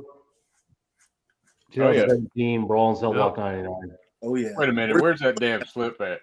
Yeah, I don't have a slip. I'm a piece of shit. I reached out to Tony. He's got a region food player. He's fine. It's 4K. Yeah, it works. It does still play. Written and directed by S. Craig Zoller. Takes place in shot in Staten Island, New York. Movie star Bradley Thomas, played by Vince Vaughn, who's an ex-boxer mid-recession, losing his job. His wife at the time, he decides to turn it all around and turn to crime to fix all of his problems. Keep his wife, try to have another baby, all that stuff. Of course, he ends up in prison with now pregnant wife, played by Jennifer Carpenter. Ends up kind of being this like redemption, revenge odyssey, through the prison. I don't really want to spoil it all, because if there's anybody who hasn't seen this, it is a really good story. Yeah, I agree 1000% with Vinicio. The fight choreography is stale. Vince Vaughn he's like Frankenstein. It's very unbelievable. But there is a lot of undertones to this. It's not a surface level thing. If you really watch the movie, you can there's a lot to mine from this, and that's probably why Dirk likes it so much, because there's a lot going on with this character, and it's very unexplained. Like, when they ask where he's from, down south somewhere. Yeah. They're trying to get information out of him. He's like, I don't have a lot of fond memories about it. He's just very vague. Everything. He's very vague, and he's this fucking bizarre cross tattoo on the back of his head. Yeah. What the hell does that mean? What is that about? You know what I mean? Like, there's a lot in this thing, right? And it is rewatchable, but you get a very unplugged performance from Vince Vaughn. This is not your typical Vince Vaughn performance. There is a little bit of he's kind of a smart ass, but not really. Yeah. It's funny. His character is fucking hilarious. Very well drawn, but you still don't understand his character. Like, most Brads in the world don't go by Bradley unless their mom is talking to him. But everybody that he comes across, they try to call him Brad. He goes Bradley. Yeah. He's just very I don't know, stubborn is the right word, but he's very he has his ways, he has his morals and his values, and he won't break them for anybody. It's basically what it comes down to. He's involved in crime, but he still has a really strong moral compass. It's a very interesting movie, is the way I would put it. It's very rewatchable. Yeah. It's extremely violent. You get a great Don Johnson role in this, obviously. The writer, director Zoller, it's totally a different breed, deserves all the credit from this. Writer, director, editor, he does all the music. He scores the movies. I mean, he's a once-in-a-generation talent, and that's why his movies are so strong. He's made only 3 so far. Hopefully he makes a lot more, but he's written an additional 17 books, 16 or 17 books. So there should be more stuff, but we'll see. It's very dark, very violent. Yeah, I mean, if anybody hasn't seen this, man, I highly recommend it. You can get this 4K for $7, $8. Yeah, it's definitely insane how cheap it is. Yeah. Not a popular movie. No, for whatever reason. It's a great one. Really, Yeah. really. Yeah, it is a great one. I don't understand why it's not higher up in. Yeah, where people don't like it, but for whatever reason, it just, I don't know what. See, people, it's fairly very violent. I mean, I will give them that, and it's gross too. I mean, there's like they put him in a cell, the fucking toilet. It's uncomfortable. The movie's very uncomfortable the whole time. I mean, it never lets up. You know, even when he gets to prison, they put this fucking electroshock belt on him. You know, I mean, he's just miserable the whole time. Never changes clothes. They put him in his cell. The toilet is overflowing with shit. I mean, he has to eat. He has to cover himself with a mask. His shoes don't fit. I mean, he's bleeding from the feet. It's just not comfortable for a lot of people. And I can understand that. I really can. Hey, when he fucks up that car at the beginning too, I was like, send his wife inside because he's like, I need a minute, and then just beats the shit out of the car and just smashes the car for like 15 minutes. Yeah, it's great, man. Yeah. All right, man. My number 2. Escape from Alcatraz. Hell yeah, man. I mean, I know Alan popped it up, but Frank Morris, man. Frank Morris and the Anglin brothers.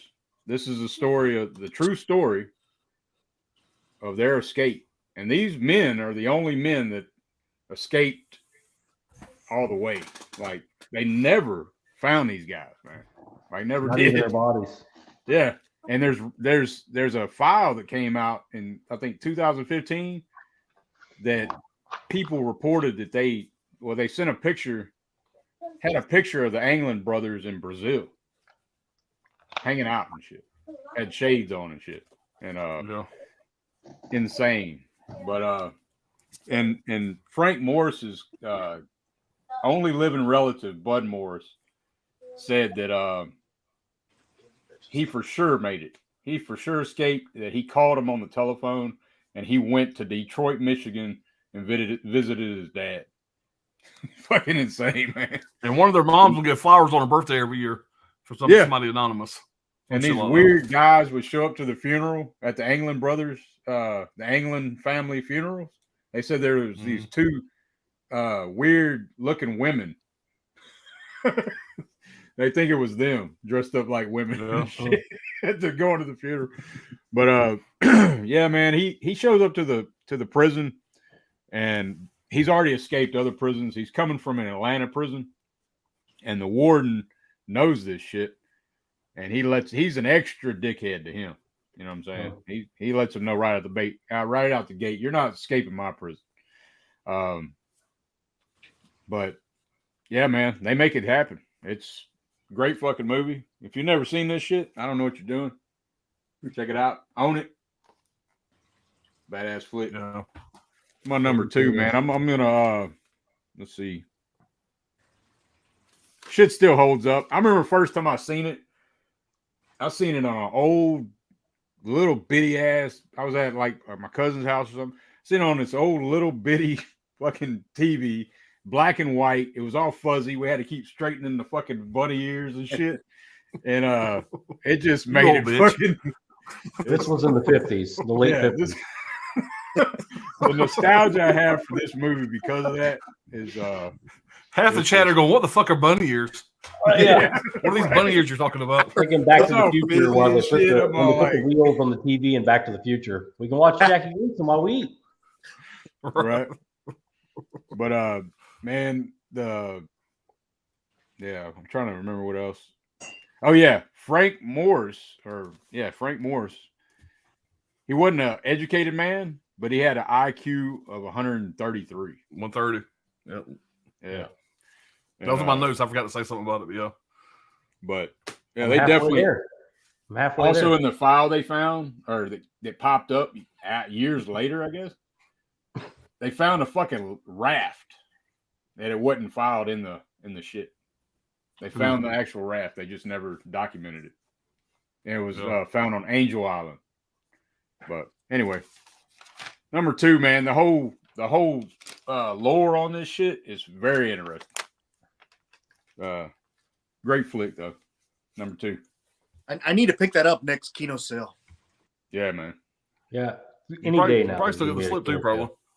Yeah, slip will still be available, but any day now we're going to have a Kino sale.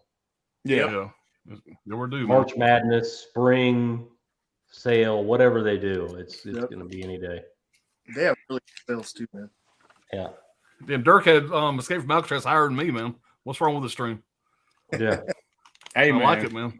I like it. Yeah. I told you it was going to be a surprise to some of my picks. Yeah, man. All right, so I normally don't collect too many steelbooks, but I do have a steelbook of this one, and it is going to be The Shawshank Redemption. Oh yeah, fuck yeah! This is just such an amazing flick right here. It's a fucked up story, man. Because I mean, it's insane that how ironic and coincidentally everything looks to work out to where he looks guilty as fuck. Basically starts off, he found his wife cheating on him. He's outside in the vehicle drinking and has a gun in his hand, revolver, I believe it was a 38, and basically has the bullets and everything like that. So you can tell that he's thinking about going in there and fucking killing everybody. But he ends up not doing it. They're end up dead, and boom, he gets life in prison. And it's kind of just his struggle in prison, and eventually he ends up finding out that somebody's talking about that actual murder and tries to bring it to the people, but he's too much of an asset because he's so fucking smart, helping out the guards, being the fucking warden's kind of bitch, doing all this work. Yeah, so like they don't want to help him too. He knows where all the skeletons are buried. That's true. Yep. He's too beneficial for him, and he knows too many of their secrets. So they weren't going to help him out. So it's basically a great escape movie. So but fucking awesome movie, man. That's another one that's really long that I feel like I watch all the time, and it never feels as long as it actually is. It's man, a great movie. Almost 2.5 hours, and that shit just flies by. Yeah, yep. And then, I mean, fucking Morgan Freeman, too, man. Any movie that guy narrates, it makes everything even better, Right. He has that voice. It's such a great storytelling voice. And it's just awesome all around, man. To me, that movie's a masterpiece. Yeah. This is the first movie where he narrated. The first movie he really did narration like that. And that kind of, jump-started him into doing that for all this other shit. This was the first time he really did that. Wow. So Morgan this is what kind of got him started doing all that. He's got to be the king of the second on the call sheet guy, the lead supporting actors. Because without Morgan Freeman, you don't have a movie. You don't have that movie. Yeah. I mean, he's Tim Robbins is good. Don't get me wrong. Sure. Morgan Freeman makes him look like an amateur by comparison, and the warden is very good in that as well. Yeah, but Clancy Brown, Morgan Freeman has got to be in the arguments for one of the best actors we've ever had. Yeah, Morgan Freeman is. There's nothing he's not in that doesn't make the movie better. If you think about it, it's really a Morgan Freeman's movie. He has the more dialogue, and on top of that, it's his experience in prison. He's the one that's worried about Andy. Yeah, he's the one who's left there to wonder what the hell is going on, and he explains everything to everyone. When Brooks wants to leave, when Brooks doesn't want to leave, he explains it to everybody. He's telling the story on both sides, in and out of the story, the narrative. Yep. Yeah, man. It's such a good story, man. And even the ending too, it's like he really held his friendship near and dear, man. He did look out for him in the end. It's just such an awesome story, man. Really powerful stuff. Oh yeah, it's fantastic, man. I love that pick so much, man. I'm gonna make it my number 2. Man.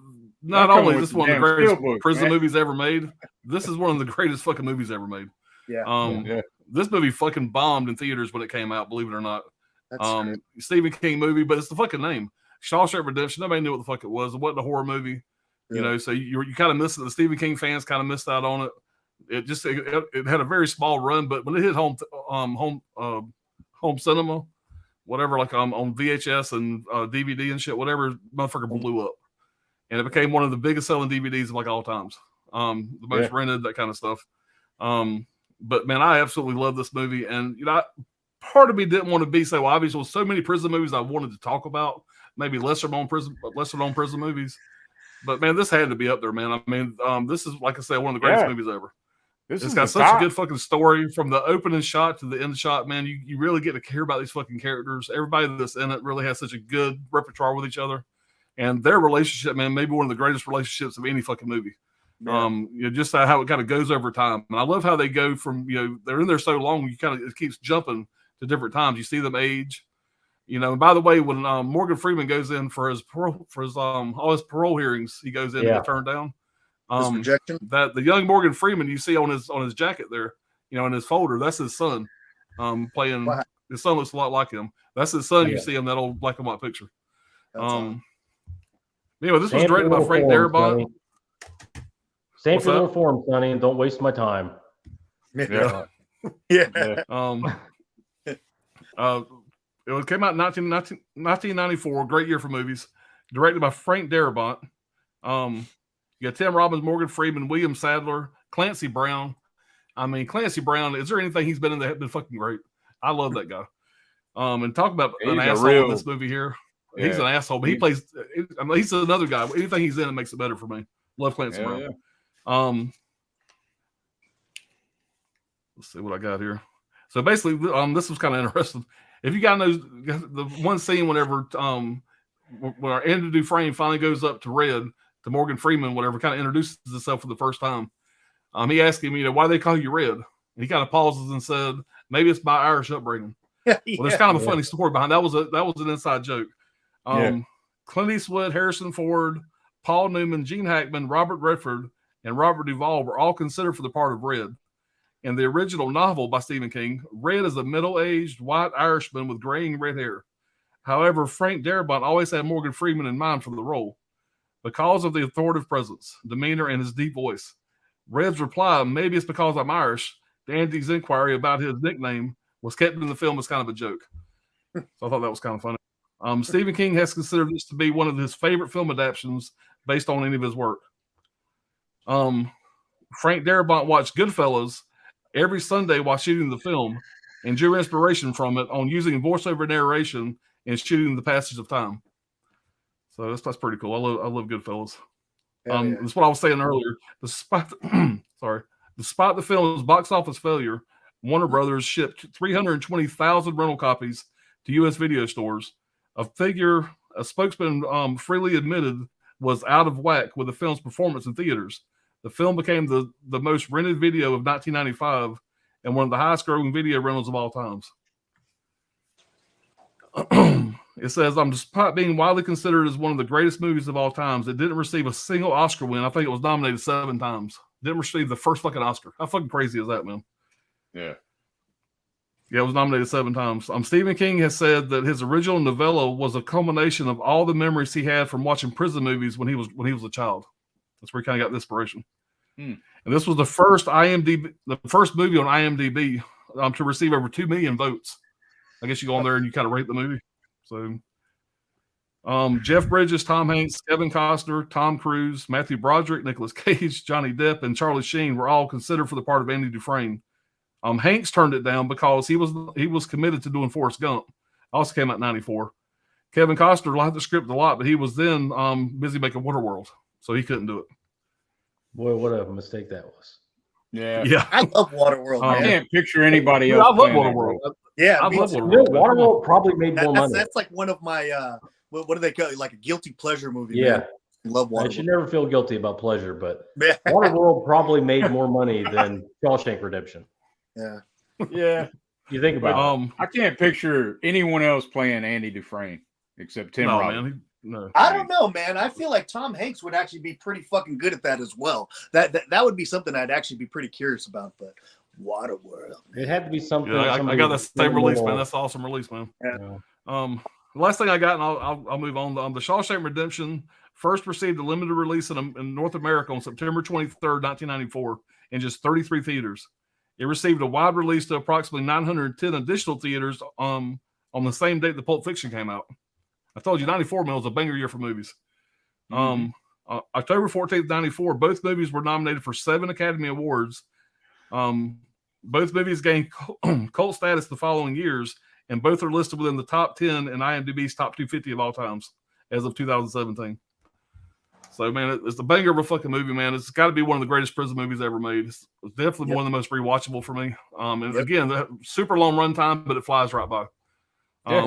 I could go on and on about my favorite scenes. There's 1,000 of them, so I'll just leave it at that. But not the greatest big fan of this still book. I didn't really like the purples. Yeah, but it is what it is, man. It's a great one. Yeah, man. It's almost odd that, I mean, I'm not spoiling anything, but people would say the 2 greatest prison movies are Shawshank Redemption and The Green Mile, both directed by Frank Darabont and both written by Stephen King. Written by Stephen King. Yep. Both of them. Yeah, that's a trip. Yeah, and Tom Hanks actually starred in The Green Mile because he basically promised Frank Darabont he would do a film with him, and since he couldn't do Shawshank, that's why he did Green Mile. Yeah, but Darabont wrote the screenplay because Shawshank was just a short story, right? Yeah, adapted the screenplay from Stephen King short story. Like Darabont fleshed it out more. I think. Yeah, and The Green Mile, it was actually released as like little, I don't know what you call them, like chapters. Like there was like 6 parts, whatever, that Stephen King would release, whatever, like one part at a time, because he didn't like how some people. My fucking wife does this; it drives me crazy. She'll get a book and she'll read the last couple pages first to make sure she's going to like it. It's like, why would you do that? But Stephen King says so many people did that, whatever. So he released it one little chapter at a time or a few chapters at a time. I remember getting these when this movie came out. I never read the book. So when I got these in, I ordered them, and they only had 3 of them out at the time, and these little novella, whatever you want to call them. And so I had to order the other ones as they came out. But it's like maybe 100 pages each one, and that way you don't know what the ending is. I'm gonna tell you a quick little story. I did a little bit of time, and that's the first time I read The Green Mile in those little books. And I'd get through with one, and I'd throw it across the dam in the county, in the parish jail. Right. I'd throw it across the way so the other dude could read it. And we were passing them around the fucking block. Everybody fucking read The Green Mile. Man. But anyway. Yeah. All right. Let's catch up in the chat. Sorry about that, All right. Where do we leave off at?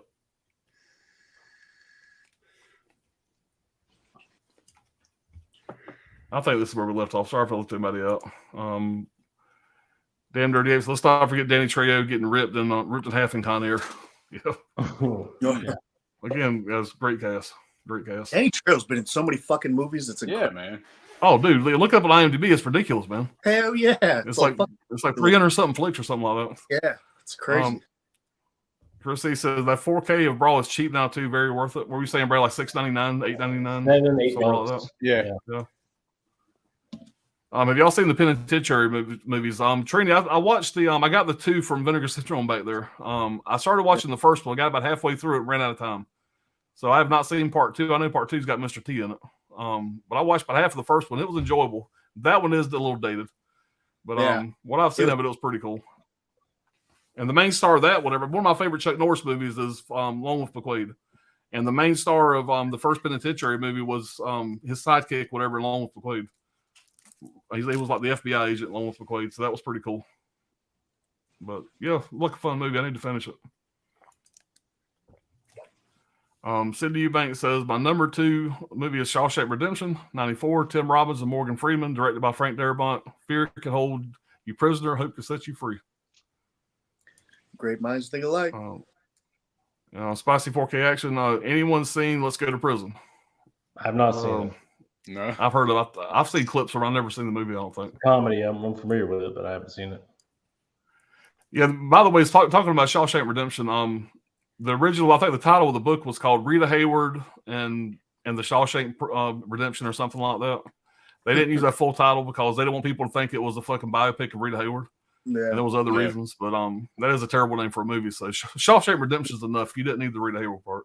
course, that's the poster he has up later in the room. Shawshank or something else. Yeah. You know, the Shawshank Redemption that's not the Shawshank doesn't mean anything to anybody until you actually get into the movie. Yeah. That's not a good draw title, I guess. Yeah. Draw people in. But it was actually shot in Ohio, and you can go. You can go visit the prison. It's shut down, obviously, but they have a haunted prison thing apparently, and it's every year 100,000 people go to it. That's cool. Yeah, that's pretty awesome. Chris says it's like Brad Lee. Alice says Brawl in Subblock 99 is awesome. It made me see Vince Vaughn in a new light. Yeah. The trailer for Brawl is on the Mandy Blu-ray I have. Yeah. It's an RLJE title too, same as Mandy. Trini says A Prayer Before Dawn is a good one. That's another one I watched to get ready for the stream. And I like the way they did it. I did enjoy the movie. It didn't make my top 5, but I like the way they did it because it's based on a true story. Don't remember the guy's name, William or Billy or something like that. Anyway, but basically it's based on a true story. This guy goes to a Thailand prison, or he gets put in a Thailand prison, and he's a boxer, and he's bad in drugs and that kind of stuff. He ends up getting tied in with all the Thailand fighters or whatever you want to call them. And but the way they do it is the movie's not subtitled, and the only person that really speaks English is him, the main character, for the most part. And so you have a prison full of guys, whatever, and the living conditions of this prison was terrible. You got a prison full of guys talking another language. You have no fucking idea what they're saying. So the way they did it basically was almost like you're living it through his eyes. He's in a prison, but he don't understand the language. He's like the only American in this prison, and you're kind of watching it through them, but it makes it kind of hard to watch because you don't know what the fuck they're talking about most of the time. But it is a pretty decent movie. It definitely something you guys probably should check out. It's an A24 title, but it didn't quite make my top 5. Maybe a top 15. It might would have been there. Check that out. Yeah, it's an interesting movie, man. And just so you know, if you do make it to the end, if you watch it, make it to the end, the guy they based the movie on, the very last shot of the movie, whatever, you meet this guy's father. And the guy's father in the movie is the actual guy that he's playing. It's, whatever, I can't remember the guy's name, but the real guy has a little shot at the very, very end of the movie. That's true. The guy that the movie was based on. Wild Wrangler says Shapeshifter 2005 movie, demon in a max prison killing everybody. That sounds fun. I've never seen that.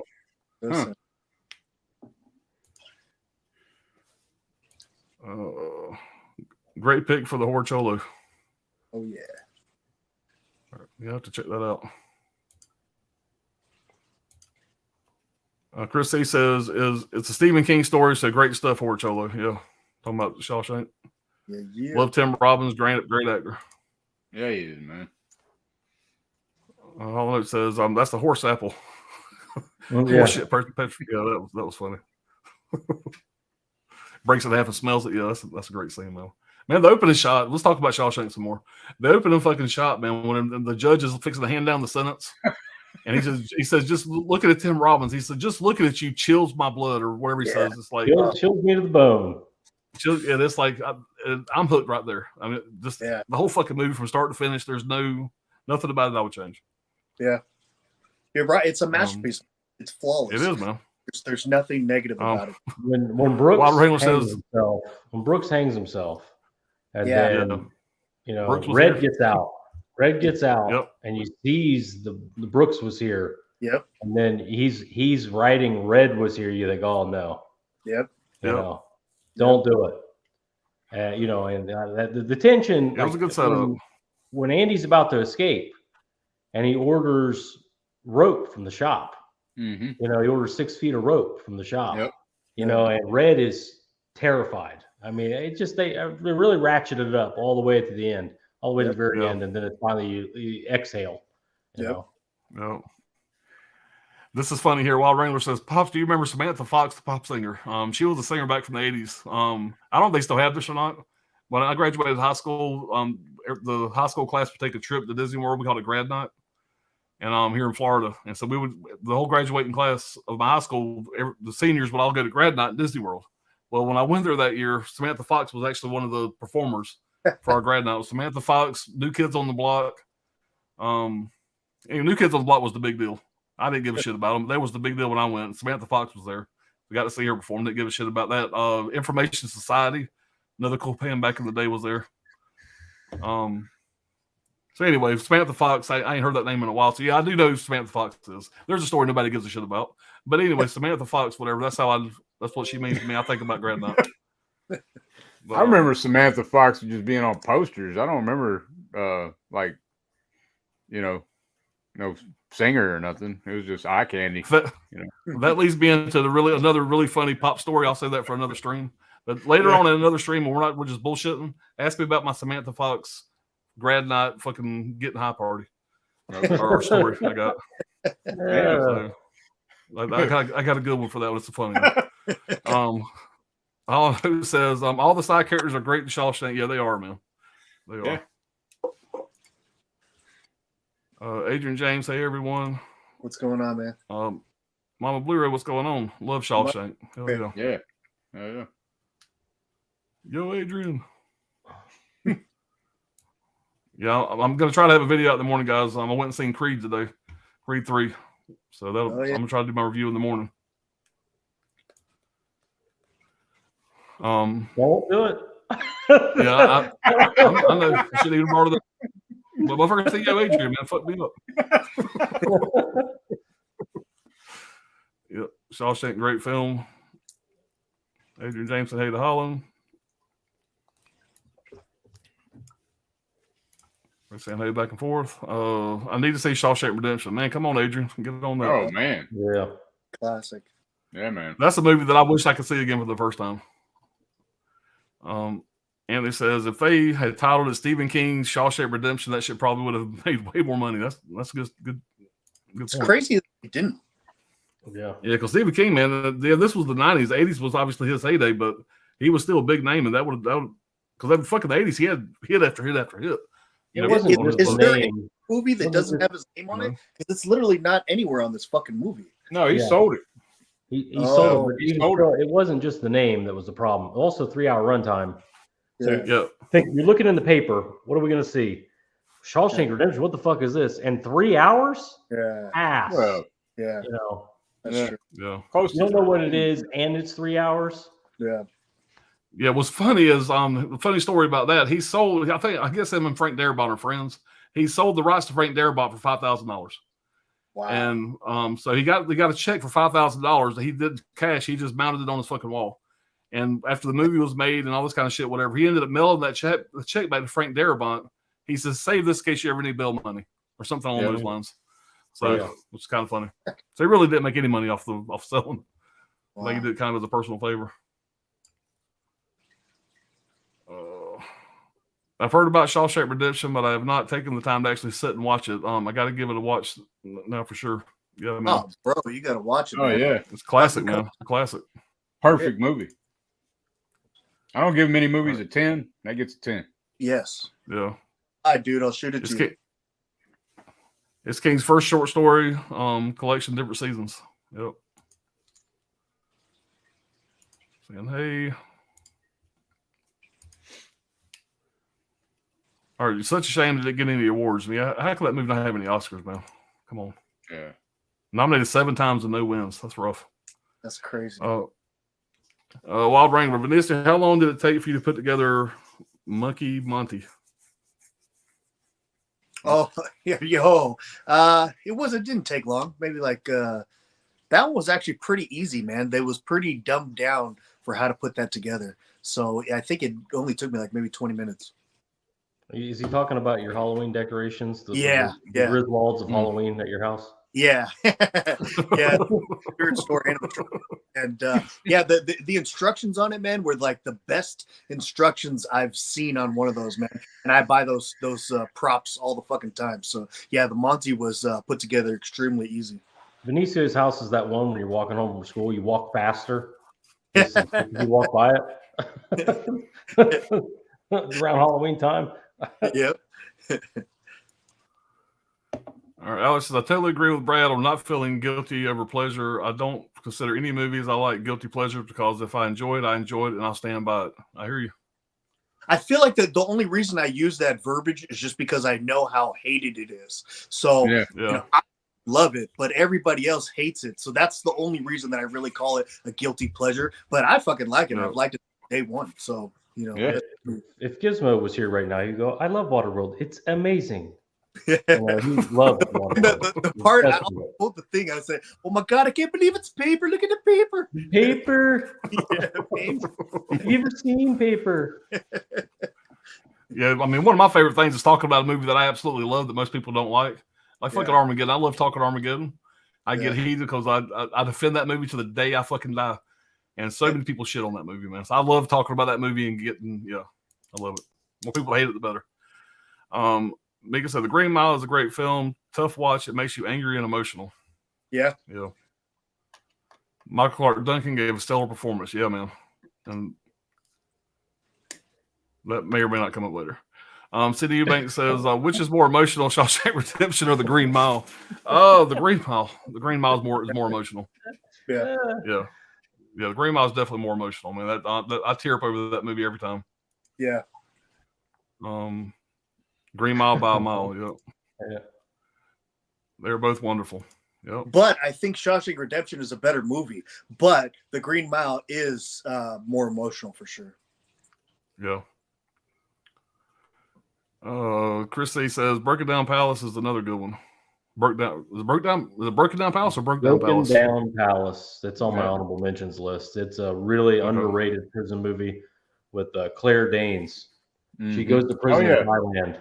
Yeah, I've seen that. Oh, shit. I have seen that. I'm taking a picture of it so I can remember watching it. I have seen that. Wow. I have seen that. Forgot about that movie. Yeah. That's a good one. It's really, it's kind of scary, man. I mean, think about it. You're traveling, somebody puts some drugs in your shit. Yep. And you go to you go in front of a fucking Thai judge, and they're like, "By the way, it's life for dealing drugs in this country, and no possibility of parole." Yeah. All right. I'm calling it now. I don't. We're gonna do a prison streams. I gotta fucking. We're gonna do a top 5 prison movies part 2. We need to do another one of these because I got a lot of movies I want to talk about. No honorable mentions, then. Forget the honorable mentions. That'll be part next. No, fuck that. No, fuck that. Yeah, fuck that. I got these honorable mentions. Or it's another 5. Choose. Oh, yeah. To be continued. Riverman says Ernest Goes to Jail very underrated. Oh, shit. Hell yeah. I think the only Ernest movie I legit like is Scared Stupid. And that's of course, Scared Stupid. Yeah. With the trolls. Chris C says Samantha Fox was a pinup girl. Great stuff. Yep. Yeah, man. All right. As a big fan of New Kids on the Block, I care about your grad night story, Pops. So that's so cool. You got to see them if you didn't care about it.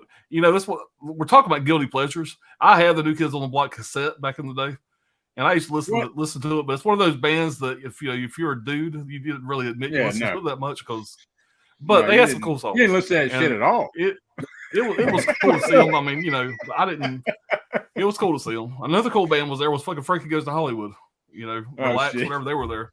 Yeah. So it was a fun time. I remember guys that it was like jamming the New Kids on the Blocks. They got their ass beat at school. Yeah, but they had some cool songs, man, back in the day. Go on, Jamie. What's up, Jamie? Yeah, man. Great pick, Riverman, of the Ernest movies. Nick B says The Count of Monte Cristo from 2002 is a good prison movie. Yeah, man, that's a good one. Great prison movie. Great movie, just general. Yeah, Breaking Down Palace is so good. Yeah, I'm gonna have to rewatch it. I know I've seen it before. I do too, man. I got to rewatch that. That I remember being really good. Yeah. Barnabas Collins says, great hot take coming. I never liked The Green Mile. Just the magic part of it, not real, I guess. Yeah, that is a hot take. Yeah. Yeah, that's a breakout role for Claire Danes. I love it. It was very disturbing too. Yep. Mm-hmm. A Death Warrant has one of the craziest Jean-Claude Van Damme villains in Sandman. Oh, hold on. Oh my! No shit. Never mind. I got it. I thought I had it right. I had maximum risk and nowhere to run. I do got Death Warrant, but I was thinking it was right here. Never mind. I was gonna pull some shit out right there. I like Jean-Claude Van Damme. Death Warrant is fun. It does, Ben. I love that movie. I'm a huge fan of New Kids on the Block. Huge. They got the right stuff. Yeah, you're a I female. ain't gonna say in my head right now. It's going. Oh! I can't get out of my fucking head. Oh, I'm such an '80s dork. Jamie Hart saying Ben. Can't believe I just did that on fucking live TV. Yep. Jamie. Yeah, you did that. I just did a Screamathon watch along mega stream. Nice. Okay. Yeah, my wife does not do horror movies at all. And we were talking over dinner tonight. She went to go see Creed 3 with me. I got to talk then, I think, to watch all the Scream movies. We see the trailer for Scream 6, the Creed movie. And I told her, I said, look, you're going to watch the Scream movies with me. I think she can handle those. So I think we're going to start watching the Scream movies this week and introduce them to her. Well, she might like them, really. Part They're one. light on the door. They're light. They're not that scary. So No. I think she'll like them. It's funny, man. My lady, she doesn't like horror movies either, man. And fucking, I like all these crazy, obscure horror movies and shit, and she doesn't like them at all. Yeah. Yeah, it's funny, man. When I got this shelf built, man, I had all the movies out on the floor. We built the shelf, put everything back up, and she's helping me get everything organized, put on the shelf. And she's looking at some of these titles, going, "What the fuck is this?" Yeah, you know, some of these like Vinegar Syndrome shit. Yeah, don't ask, don't tell. That's how it is with my wife, man. She's not trying to watch none of that shit. Yeah. She's watching true crime stuff and Snap, shit like that. I'm almost 12 hours. Damn. 12-hour stream? Watch along? Yeah, the Screamathon watch along mega stream. Oh, okay. Damn. 5 movies. Yeah, it's probably about that. That's fucking full-time job. I bet you are. Yeah. That's double overtime. Take a rest. Alex, I actually saw New Kids on the Block in concert last year, and it was awesome. They're great performers, and they really love their fans. That's cool. I knew I liked you, Jamie Hart, a fellow blockhead. I'm not a blockhead, but you know, had one of those cassettes, whatever I'd listen to in private. I didn't blare it, pulling into school or anything like that. I was more of the hair metal '80s guy. Pull up to a fucking red light, turn the volume down real quick. Yeah. He was like the kid from the It remake. Remember, he was like, "Look at it."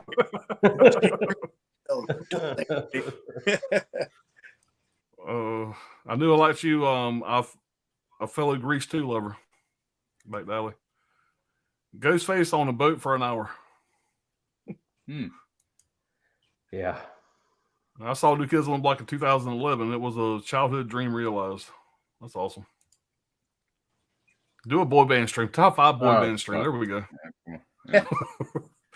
Don't worry, Pops. Dirk loves Nickelback. I love Nickelback, man. I don't understand why Nickelback gets all the fucking hate, man. I like Nickelback. Dirk loves Nickelback. What the hell? Dirk doesn't know who Nickelback is. I know who that shit is. It's 1973 in Dirk's house, 24/7. Yeah. Yeah, no. We're not doing Nickelback. Kick that shit down the road.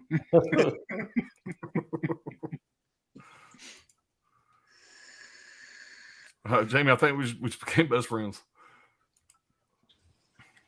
All right, we got one more popped in here. I'm late to the stream. Did any of you enjoy the Stanford Prison Experiment? That was kind of an intense movie from what I can remember. Never even heard Stanford about Prison Experiment. I think write it down. Take another picture. It's about. I'll look it up. They put these people in. It's a social experiment, and they put these people in prison that are not prisoners, and they study them. I think it's got Forrest Whitaker in it.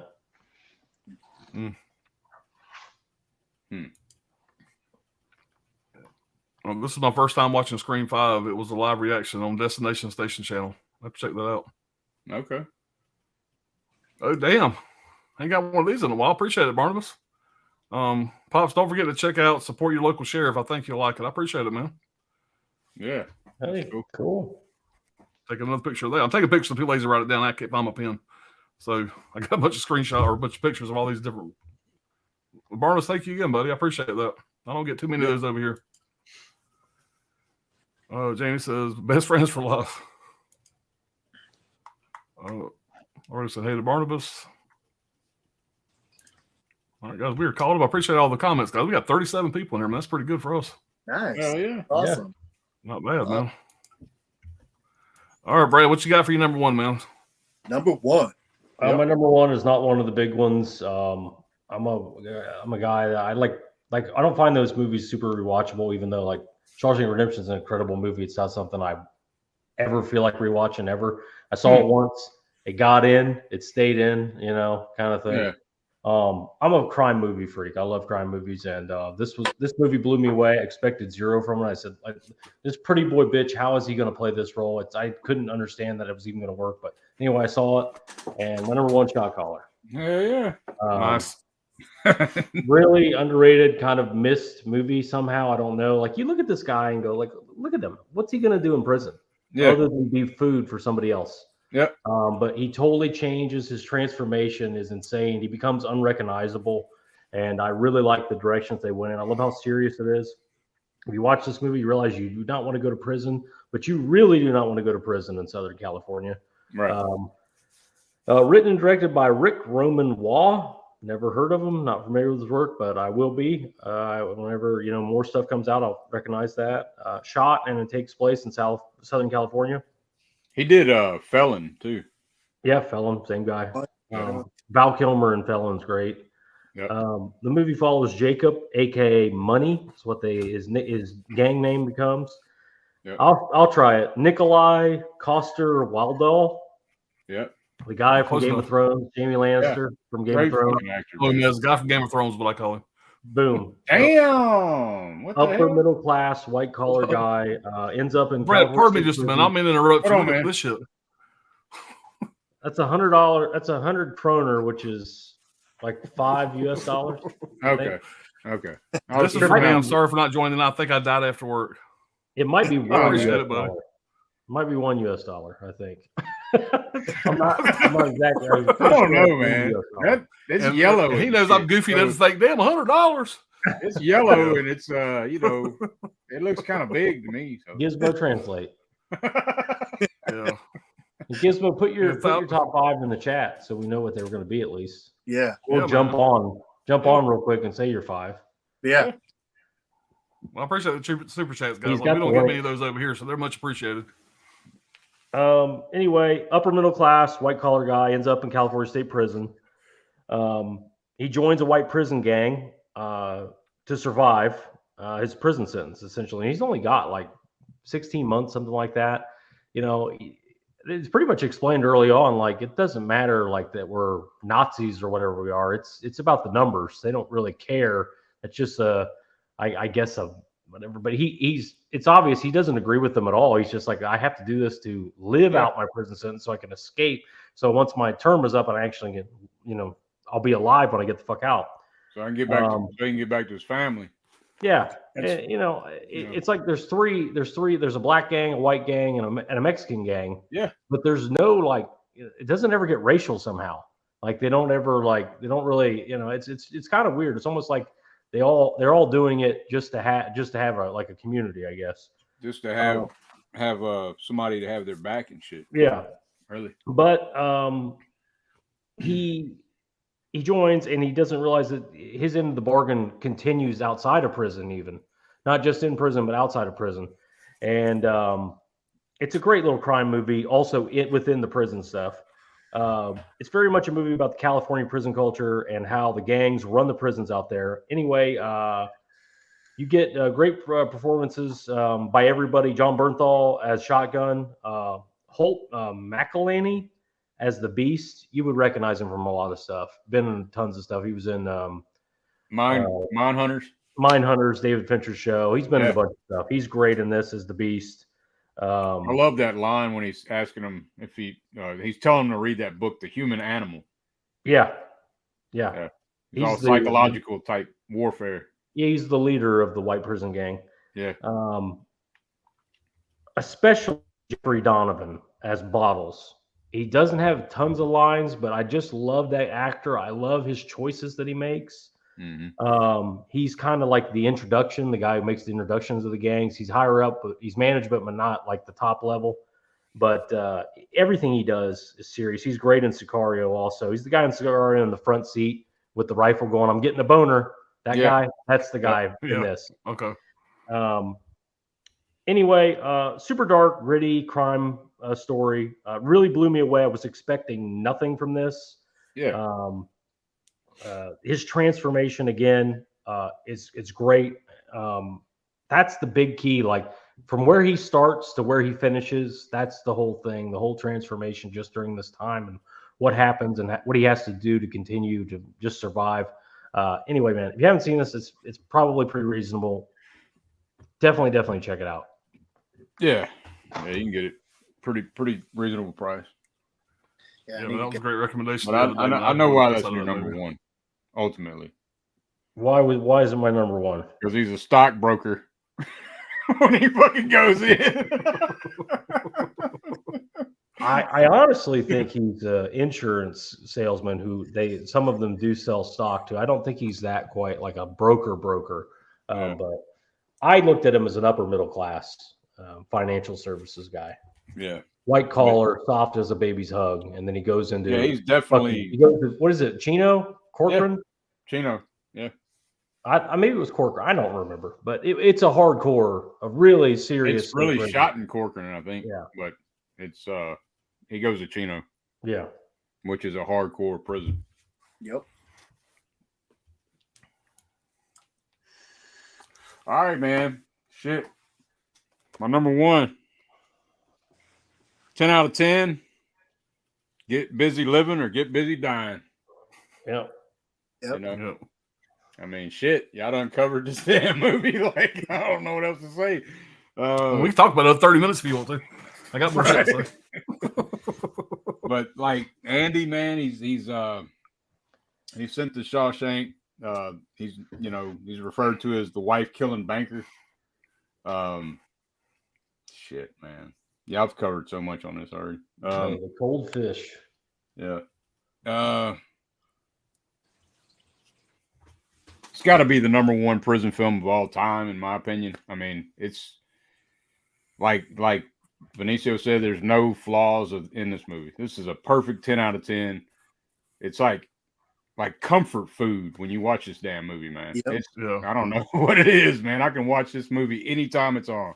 Damn. Fucking awesome, amazing People shot. People are getting raped and murdered, Dirk. This is comfort food. It's weird though, dude, man. Like, man.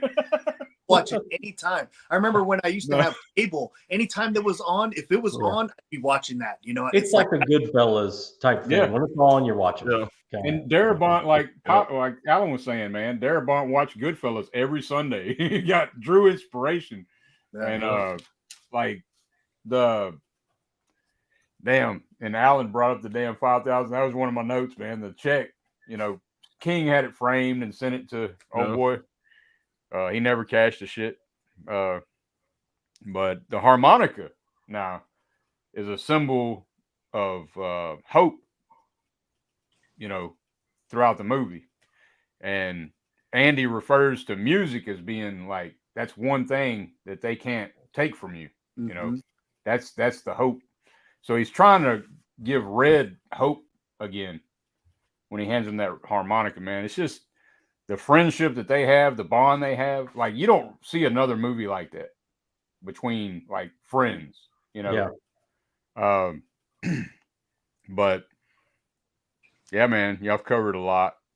I'm looking through my notes and y'all have already said a lot of this shit. But yeah, it's my number one. One of my favorite quotes in the movie though is Andy tells Red, he's like, remember, Red, hope is a good thing, maybe the best of things, and no good thing ever dies. So Red, my favorite quote from Red is, these walls are funny. First you hate them, then you get used to them.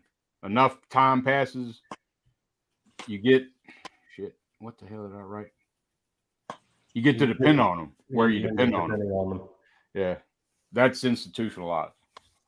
Well, that one dude, after he says that, one dude says, Red, I do believe you're talking out of your ass. Yeah. Just so many fucking great ones. When Red's constantly thinking about his parole time too, and it's like a parallel between Brooks and Red, Brooks gave up. You know, when he got out, he did exactly what Andy asked him to do. Well, he explained it very well. Brooks was very useful in the prison. Outside, he's just a broken down old convict with Right. dyslexia and he's useless out in the real world. And this is all Red's memory, right? He's the one telling the story. Yeah. So like Clancy Brown, he might not have been that damn hardcore, but that's just the way he sees him. You know, that screw. You know, but.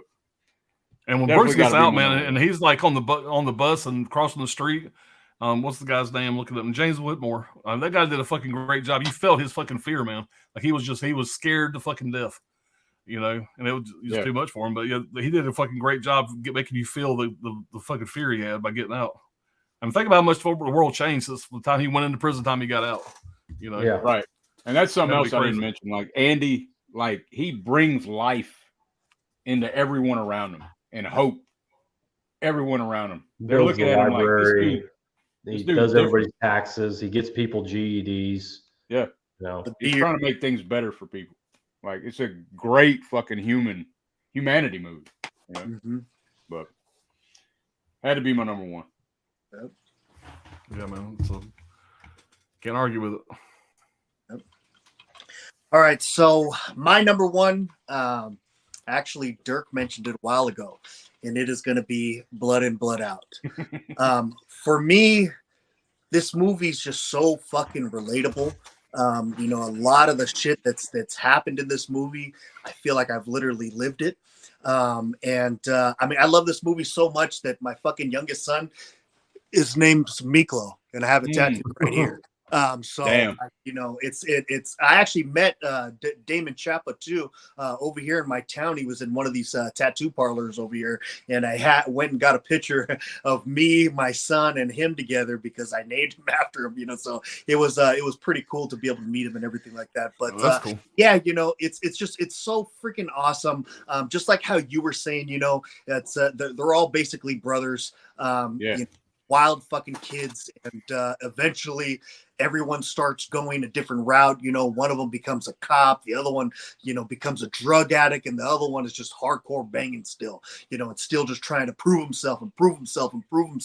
And you know, he just sooner or later he's just, I mean, completely gone. He is just programmed now to be this ruthless, vicious fucking gangster, you know. And it's an amazing story, and like I said, everything is just so fucking relatable in this movie. You know, so many of these situations, from the graffiti to the, you know, the enemies, and all these different things. It's like, man, it's like I said, it was either stuff that I've lived through or that I've just seen around growing up. And it's just, man, this is one of my favorite movies ever made. And this is another one. I feel like it's like a rite of passage for Hispanic kids in California. It's just one that, I mean, I remember my dad showed me at a young age. Oh, here, watch this movie, blah, blah, you know, and it's just, I don't know. I feel like it's a, you know, like I said, a rite of passage. It's almost like a cautionary tale to warn Hispanic kids in California. And, you know, sometimes it works, sometimes it doesn't. But this is just a fucking absolutely amazing movie. Everybody has such an amazing performance in this movie. The story that's told is just iconic, and it's all around perfect to me. It is extremely long, but like I said, man, I just sit there and I'm fully entertained the whole way through. It's just so fucking great. So great. It is, man. Like I said, it was going to be 5 hours? And it was going to be made into 3 different movies. Yeah. And they shortened it down to 3 hours. Yep. But you can't tell it's 3 hours, man, when you watch it. Not at all. Not at all. No. And it's that's interesting as hell, man. I'm gonna check it out, man. That sounds awesome. Yeah. Really. No filler, no fat on that movie. Nope. Yeah. Like everything that's in there has a perfect purpose. You know, there's no like unnecessary dialogue. Everything that's being said, everything that's being shown has a perfect place in the movie, man. It could not have cut anything out of there because it's flawless the way it is, man. It's such a great prison and gangster movie, man. And just kind of coming of age almost, you know. I mean, they're just like young kids, like I said, making bad decisions, just kind of, you know, being a product of their society. And then some of them go the right route, some of them keep staying in that route, some of them ruin their life because of the decisions that they made. So it's it's a fucking, and one of them didn't have a fucking choice though, in my opinion. You know, Miklo, he didn't really have a choice in this, just a bad situation. Yeah, I mean, and the thing about it though too is like he even had to prove himself even more because he was half white, you know, and they weren't accepting him at first. So I mean, the only way that he could be accepted even more and more was being crazier and badder than he had to be or wanted to be, you know. So that just got him in even deeper, and you know, it's just fucked up. And then after that, he got institutionalized in that gang life. You know, he just got so stuck in his way of thinking, and nothing else could tell him differently. So yeah, man, very awesome, powerful man. movie. Very. Gizmo, welcome to the stream, buddy. Thank you. Let me do my number one, and you can catch up if you want to. But I'll do my number one. You can throw your 5. Just go back to back if you want to. See, a lot of people don't. I don't think people understand that we don't know what anybody's going to pull. Yeah, but we don't. I'm going to guess the Green Mile. Yeah. No. Asshole. Oh, I called that shit too. I ain't gonna lie, man. It was back and forth between this and Shawshank, both directed by Frank Darabont. Yeah. I rewatched this for the 19,000th time just to kind of see which one I wanted to put at number one. And you know, I didn't want to be the fucking guy. I mean, obviously, Shawshank, greatest prison movie of all times. That's an obvious one. I wanted to go and do some lesser-known movies, like I said earlier, but I couldn't leave Shawshank out. And I rewatched this, and I couldn't leave this out. This to me, like Shawshank, to me, this is almost a fucking perfect movie as well. Great fucking cast. Everybody does a great job in their role. Tom Hanks knocks it out of the fucking park. Just I love Tom Hanks' character in this. I love everything about the fucking movie. Sam Rockwell, Jesus Christ, funny as fuck in this movie. All the way down the line. I mean, it's just great, man. I'm so excited to talk about it. I don't know what the fuck to say about it. I got so much shit I want to talk about. But it came out in 1999, also directed by Frank Darabont. I mean, just this is Shawshank, man. He was on a roll. Tom Hanks, Michael Clark Duncan, rest in peace. And by the way, he's a big dude, obviously, but they made him look bigger in this than he really was. There was scenes like when they were taking him out of the prison. Tom Hanks is in like a trench, you know, so to make him look even bigger, and a lot of camera angles and stuff like that. I noted when, great casting. It's the same as John Coffey. Take John Coffey's hand. Did they get a woman to, you know, like that? I feel like I think so. They did a lot of shit like that to make it look. Yeah. But Tom Hanks, Michael Clark Duncan, David Morse, another. I mean, just great character. Bonnie Hunt plays his wife. James Cromwell, another guy. If we were to do a supporting actor stream, James Cromwell is going to be there. James Cromwell is a great supporting actor. Sam Rockwell, this is what made me a Sam Rockwell fan. If memory serves, it's probably the first thing I've ever seen him in. Yeah. I think, but he killed it. Gary Sinise, you know, has a small role. You got Lieutenant Dan and Forrest Gump reuniting for this, you know. Yeah. So that was fun to watch. And again, Gary Sinise is on it for maybe a 5-minute scene, and it kills it. Everybody does just a great job. Harry Dean Stanton, Jesus Christ. You know, he plays the guy they bring in to kind of test the thing or whatever. And I had to type this in because it's one of my favorite things of the movie. Excuse my language. I want a fried chicken dinner with gravy on the taters, and I want a shit in your hat. Yeah. He says, I want Mae West to sit on my face because I'm one horny motherfucker. How could you watch that and not immediately love this fucking movie? Yeah. You know? Ain't and he has such a small role, but Cajun, every small role in this movie just kills it, man. Yeah. Ain't that character Cajun? One of them some bitches Cajun. I mean, maybe I don't remember. It's clearly the South. Yeah. Well, I remember reading the book. Like Mr. Jangles, his owner is Cajun. No, French, I guess. Yeah. Creole, whatever. Yeah, Creole. But Tom Hanks, great guy that he is, or it seems to be a great guy, from what I can tell. Tom Hanks treated the entire crew to a meal every Friday on the set. John Coffey's bed was built shorter in order to make him seem bigger when he laid on his bed.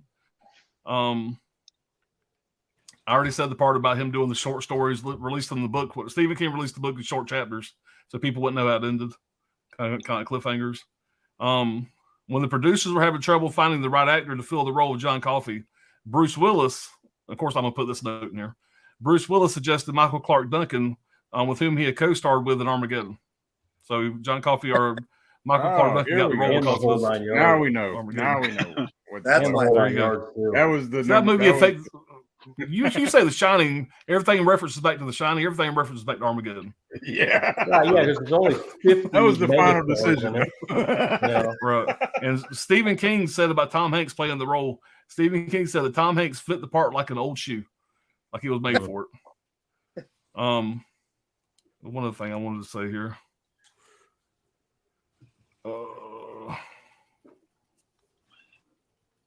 What's the name of the one dickhead guard? He's a real asshole. Percy. Oh yeah. Yeah. Percy. Percy, yeah. I used to always say that. Talk about a dick, dude. Percy was a slime ball piece of shit, is what he was.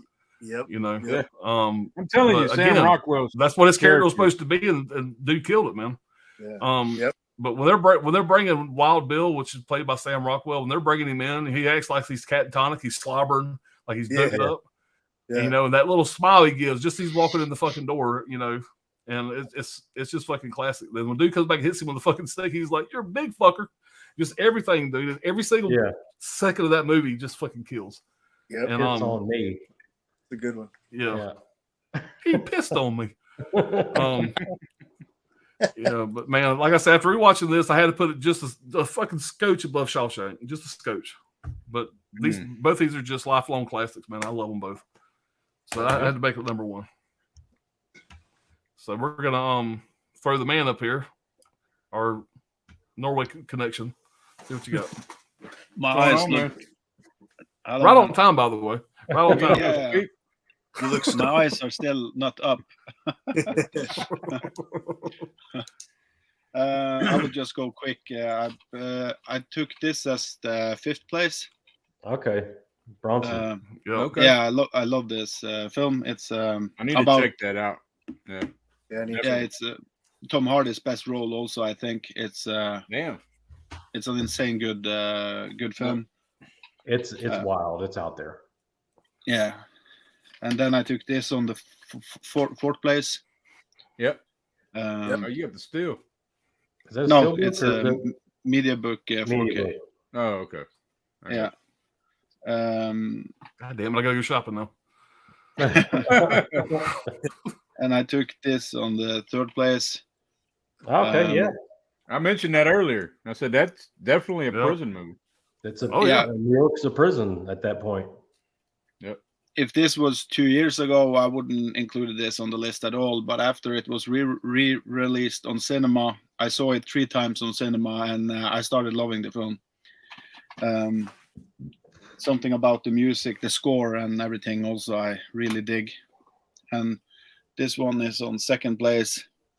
Hell yeah, man! Hold it back up again.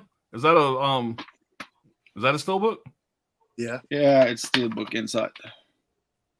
Oh, okay. Who put that out? That's Zavi, right? So yeah. So I think it's the same. I think it's the same steelbook inside there. Yeah. Okay. All right. So now you can breathe, props. And I put this on 1st place. It's impossible to get away from this film. I think it's a masterpiece. And it's also hard to talk about this because everything is perfect in it. Yeah, I would say there's a difference. There's a difference between best and favorite. If it was best prison movies, that would have been number one without a question. Yeah, but this is my favorites also. Yeah, it's my favorite for sure. I probably watched this 20 times, and I think it lasts for like 3.5 hours or something, 2.5 hours, and it's like I saw it once. I mean, it was just it's so good. It's like it's in there, man. It's in there. It just made an effect. I don't think I ever need to watch it. We talked about it all night. Like I've seen it 100 times. I've seen it one time. It's just That's how effective it is, though. It's very effective. Yeah. I just saw the last movie you showed before I jumped on was it's called in Norwegian Blood Brothers, but what was the title again? Shot Caller? Blood in, Blood. No. Oh, Blood in, Blood Out. Blood in, Blood Out. Yeah. It's also called Bound by Honor. Bound by Honor. Yeah, that was supposed to be the original name. Yeah. I had forgot about that film. I really loved that film back in the days. I haven't seen it for years. Yeah, man. So great film. Yeah. Hell yeah. Yeah. That on the Green Mile, Edward Delacroix is the Cajun dude I'm talking about. The dude with the that's the guy when they execute him, Percy leans over and says, "There is no Mouseville." Yeah. And by the way, I can verify this just for accuracy. They talk about sending it to Mouseville in Tallahassee. I live in Tallahassee. There's no Mouseville. So there's really no Mouseville. But I got stoked when they mentioned Tallahassee. Nothing ever happens here. It's the capital of fucking Florida. But it's it's a boring fucking town. But when they said Tallahassee, oh shit. So yeah. Anyway, I will just say Bronson. The first title I picked up was that's the same director from Denmark that Nicholas Kostov Refn. And this is his fourth feature, I believe. And I like this more than I like Drive. But if you have seen his first two films, Pusher 1 and 2, those are even better than this. But it's not prison movies, though. But I just want to, if you haven't seen his early work, it's amazing.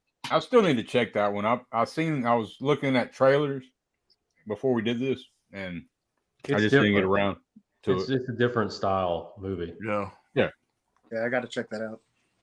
Yeah, it's a different. So as Brad say, it's really different than it's a true story, right?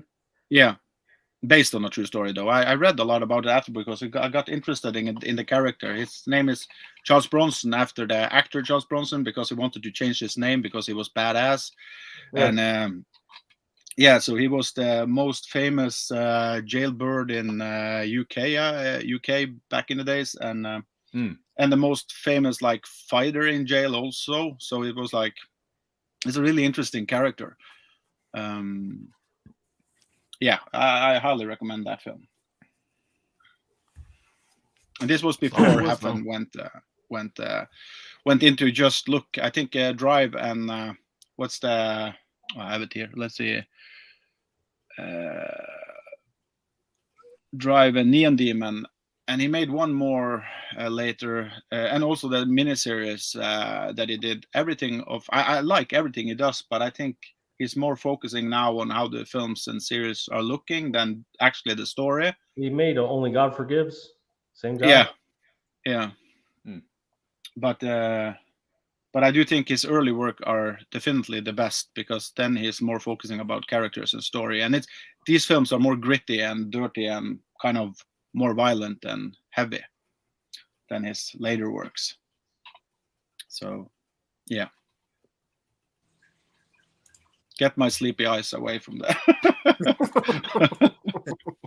I don't know where's everybody's supposed to fucking be. We'll just slap everybody around everywhere. How about that? Yeah, that works. Good enough. Pulling titles and yeah. By the way, we're talking about Shawshank again. One little side note. I thought it was. I had to look it up. But when we were talking earlier, that one guy that says, "Red, I think you're talking out of your ass." That actor. You remember that Chuck Norris movie, Blind Fury? Yeah. Hell yeah. That's the guy from Blind Fury. He's the bad guy. Yeah. Damn, I didn't even recognize that shit. I didn't catch that at all. Sure is. I had to look it up. I thought it was. His name's Brian Libby. He passed away in 2021, 72. Is that Blind Fury? No, you're thinking of Silent Rage, right? It's not what I say, Blind. Yeah, Silent Rage. That's what I meant. Yeah, Blind Fury's at Blind Fury's Rutger Hauer. Yeah. I'm at Silent Rage. I always do that. He was also in fucking Mist. He was in Heat, Air Force One. Been in a bunch of shit. Damn. Yeah, I need to get that. He was in Green Mile. He had a small scene in Green Mile. You remember whenever they first caught John Coffey and he took the shotgun under John Coffey's face and he says, "You going to prison, boy, for murder." For murder. So he's in that too. Small scene. Yeah. Yeah, I gotta get that. I gotta get that damn Silent Rage somewhere, man. Yeah, I always mix it up. One of those retro DVD slips, or VHS slips, whatever, from the Millhouse. Yeah, I always mix that one with Code of Silence up. Yeah. But yeah, that one and Lone Wolf McQuade, my top two Norse flicks. All right. Let's see where we left off at here.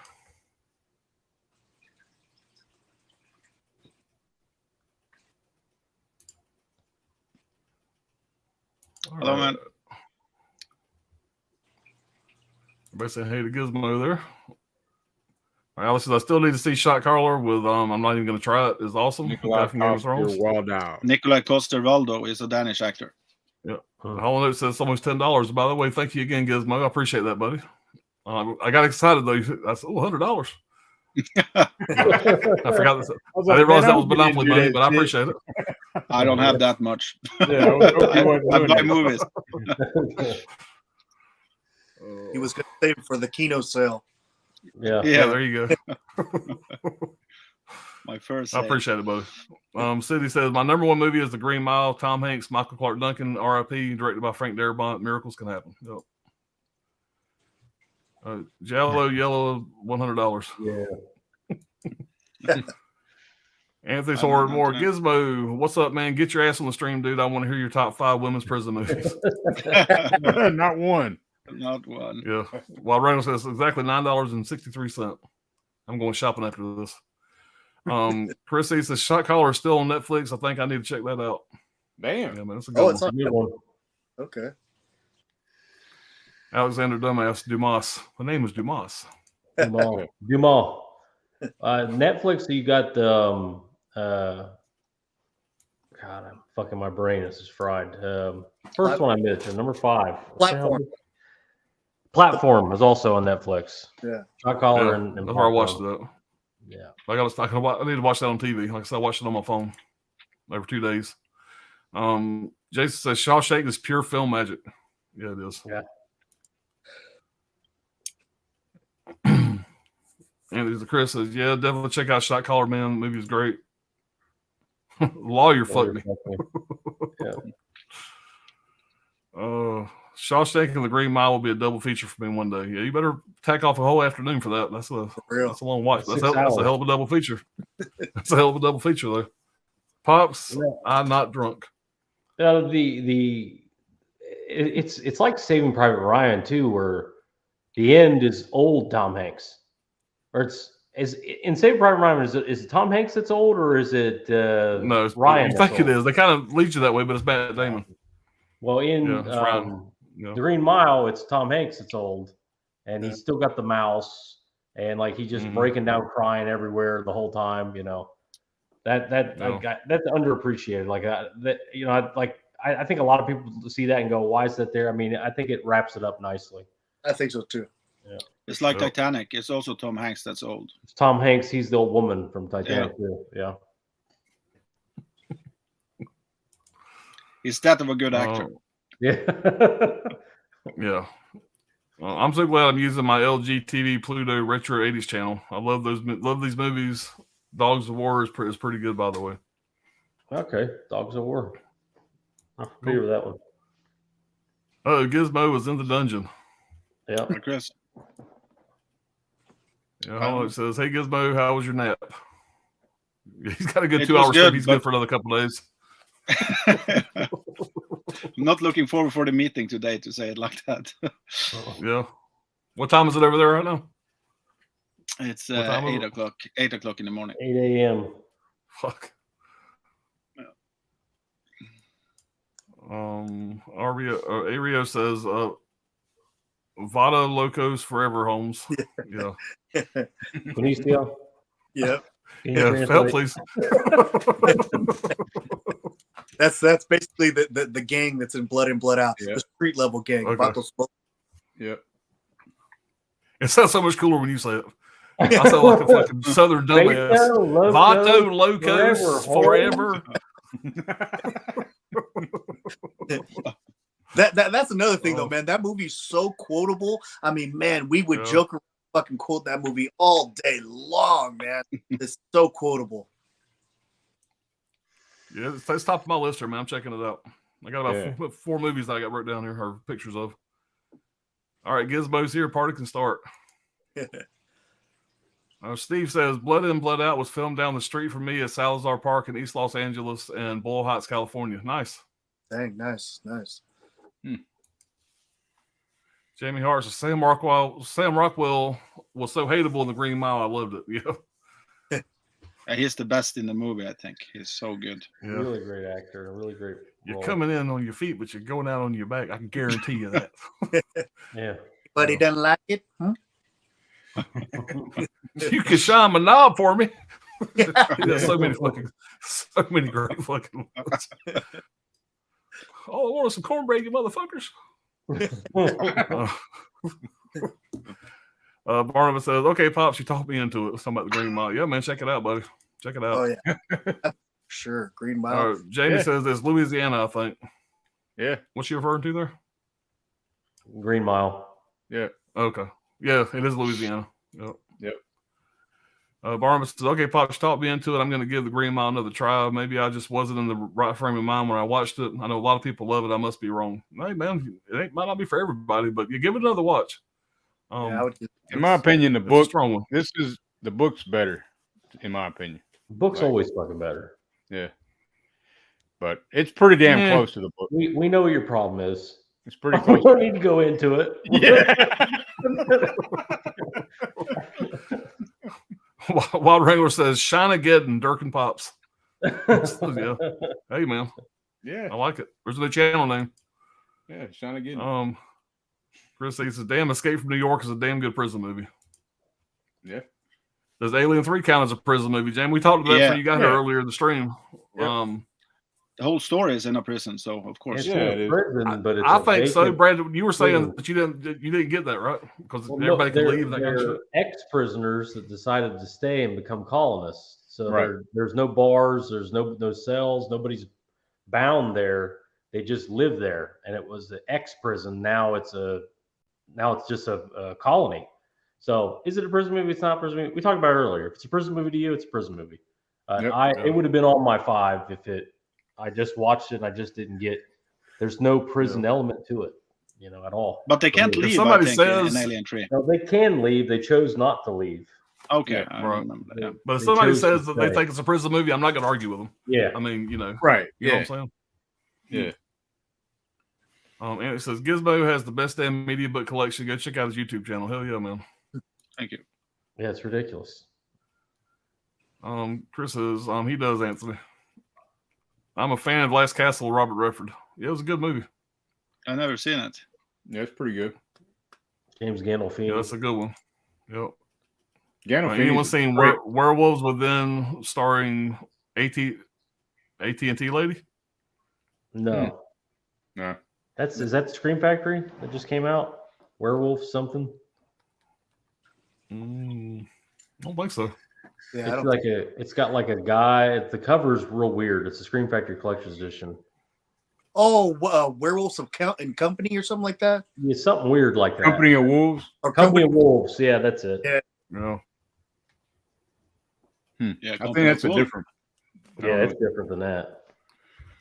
4K Lowdown, what's going on, man? What's up, guys? Smash that like button. I appreciate it. Yeah, y'all smash the like button, guys. We appreciate that. And subscribe to all these guys. Pops don't like my rhymes. This one. Yeah, that was it. That was what I was thinking of. I love that though. Oh yeah. I've never seen it. I get so many fucking Scream Factor. I forget I got that on the show. Pops don't like my rhymes. When did he throw a rhyme at there? What did I miss? Ben Grimm says that reminds me of Life with Martin and Eddie Murphy. That was also close. This cornbread comes with consequences and repercussions. Yeah. Anybody gonna touch my cornbread? Consequences of I like repercussions.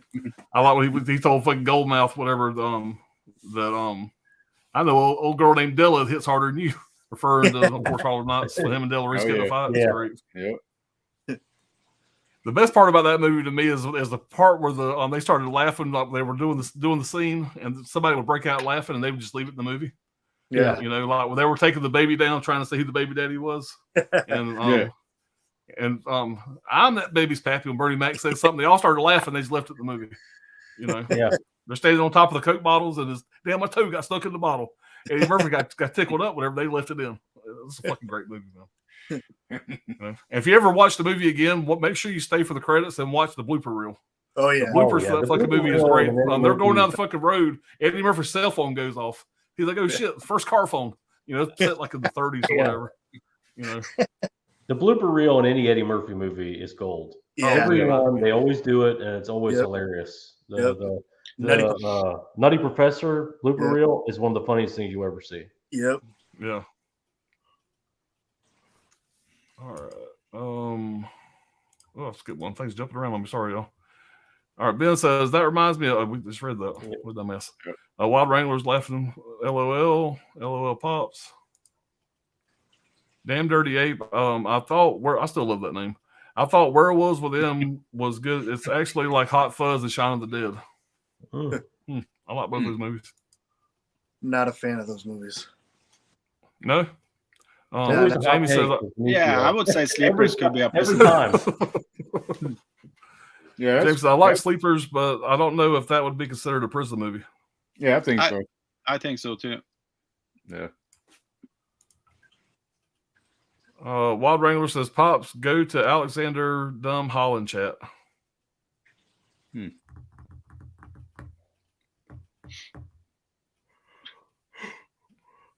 Awkward silence. I'm Fucking crickets. Just everybody like we're frozen. Yeah. Yeah.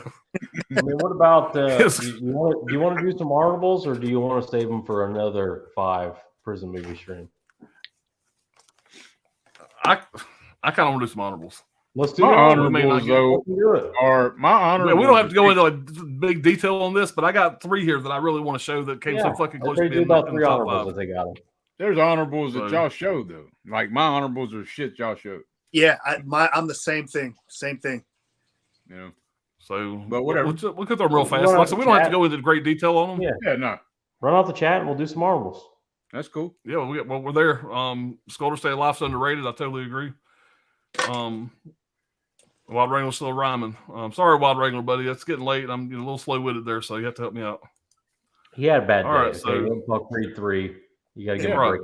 I don't have any of these titles pulled, so okay. Broken Down Palace was my number 1 honorable. Really underrated, kind of overlooked movie. I don't know why people missed it, but it's about 2 girls. They go on vacation to Thailand, and somebody puts drugs in one of their bags, and they end up in a Thai prison. And it just it really gets serious real quick. They're having a good time, and then it becomes a totally different movie. It takes a really hard right, and it's really, really. I mean, scary's not the word, but it's like, man, that shit could happen, and it does happen. My number 2 honorable. Is this a prison movie? It's not a prison movie. I don't know. I consider it a prison movie. The guy never goes to prison. So it's the 25th Hour. Hey, man, I just now noticed. Is that shirt that fucking painting in Goodfellas? With this? Yeah. One dog looking good, the other dog looking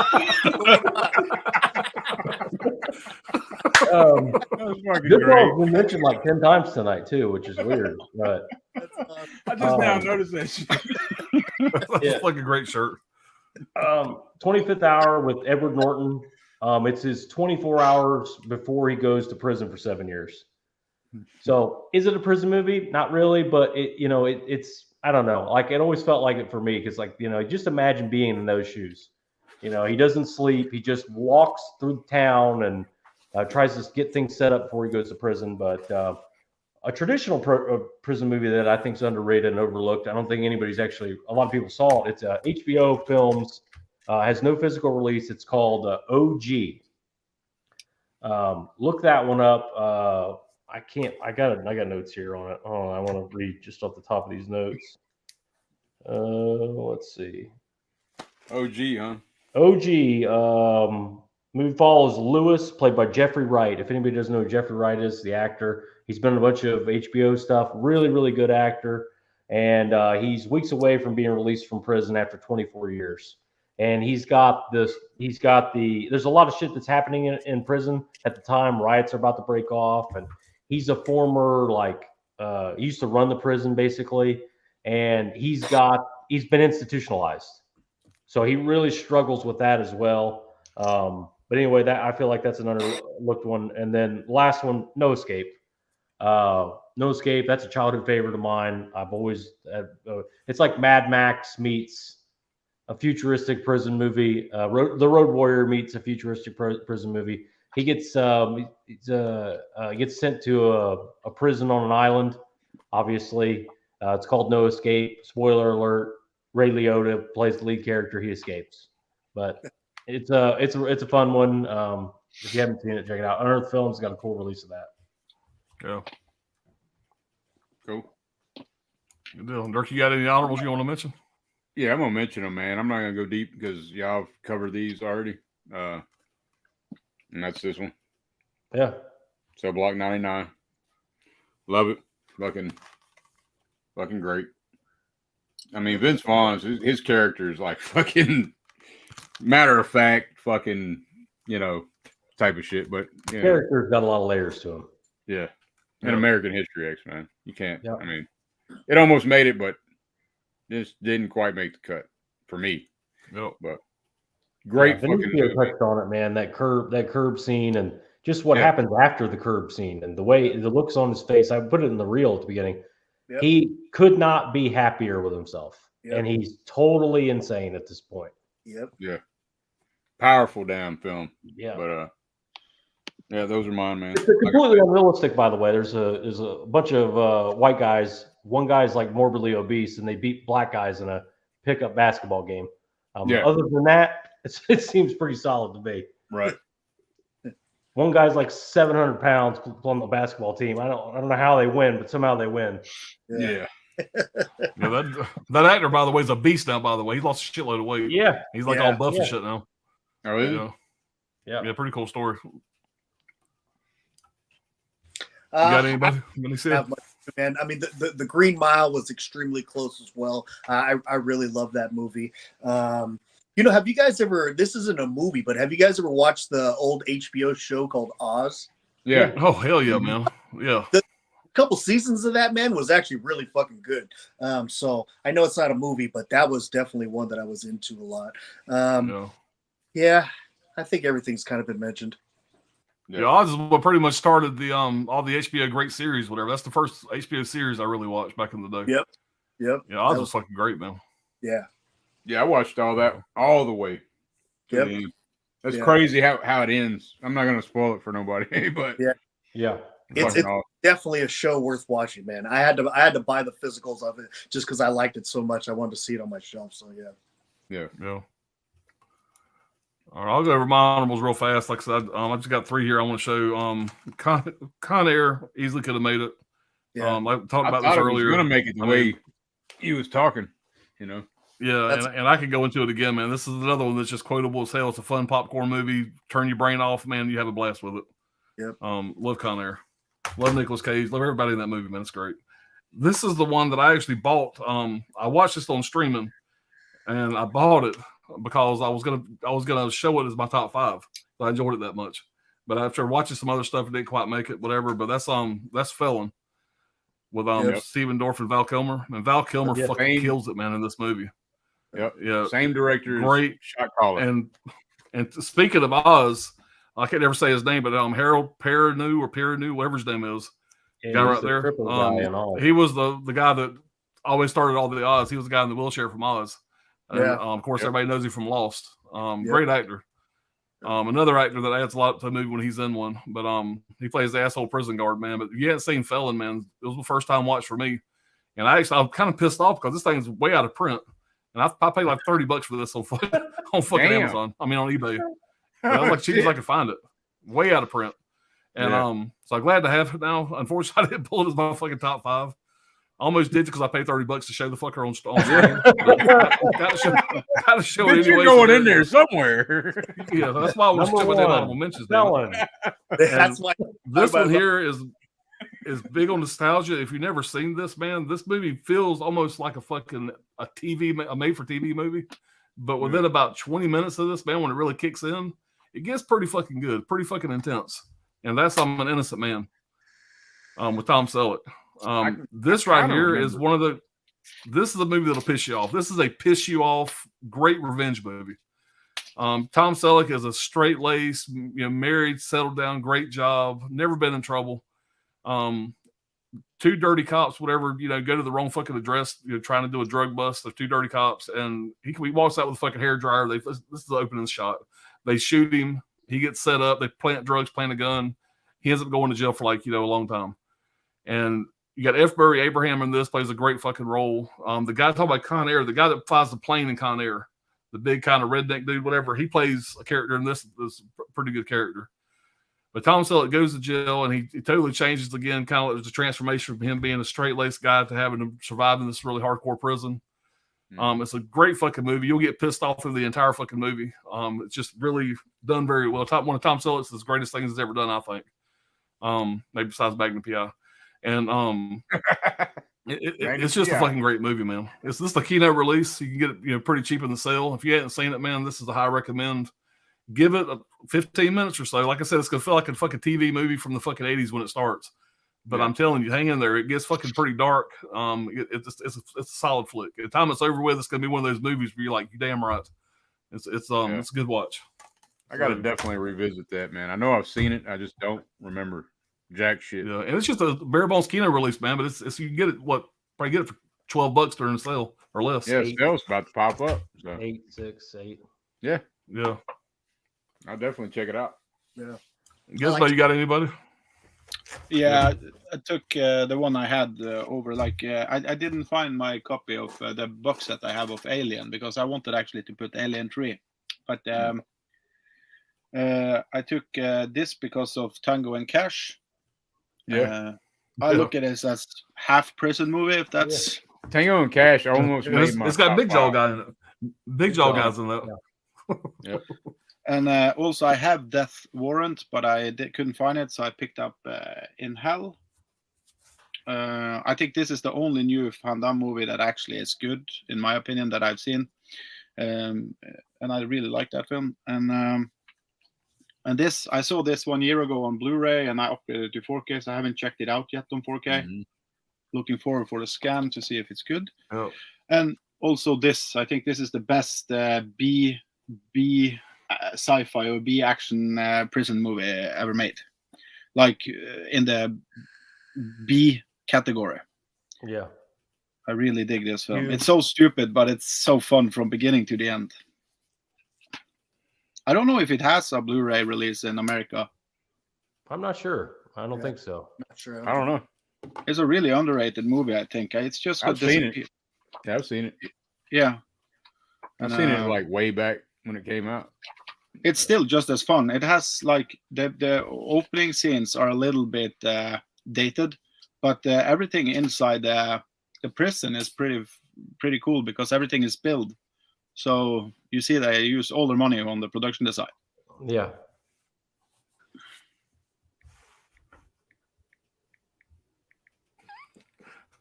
See how long I can leave them up there. Keep.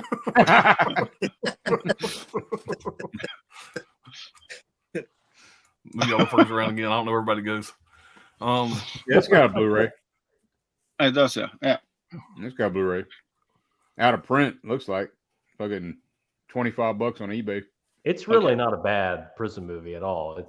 They made about 5 sequels, 4 sequels, something like that. Yeah, they're pretty rough. But yeah.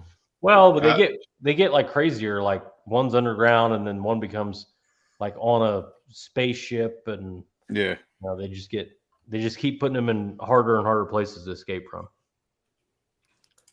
But it's one of Stuart Gordon's hidden treasures, I think. Every one of his films are worth seeing. I always wanted to see a prequel to Pitch Black where Riddick escaped from prison. Because they always talk about the prison that he was in all the movies and how long he was in there and all that shit. I always thought that would be a cool idea. All right, let's see. Trini says do a top 5 John Wayne next. Let's go pew pew. Yeah, I'm sure sooner or later that'll happen. I don't know if I've seen any John Wayne films. I have back when I was a kid with my dad and stuff, whatever. But I mean, I'd have to rewatch a shitload of them. Yeah. I haven't seen him in That's years. from the So I might 50s feel or like- something.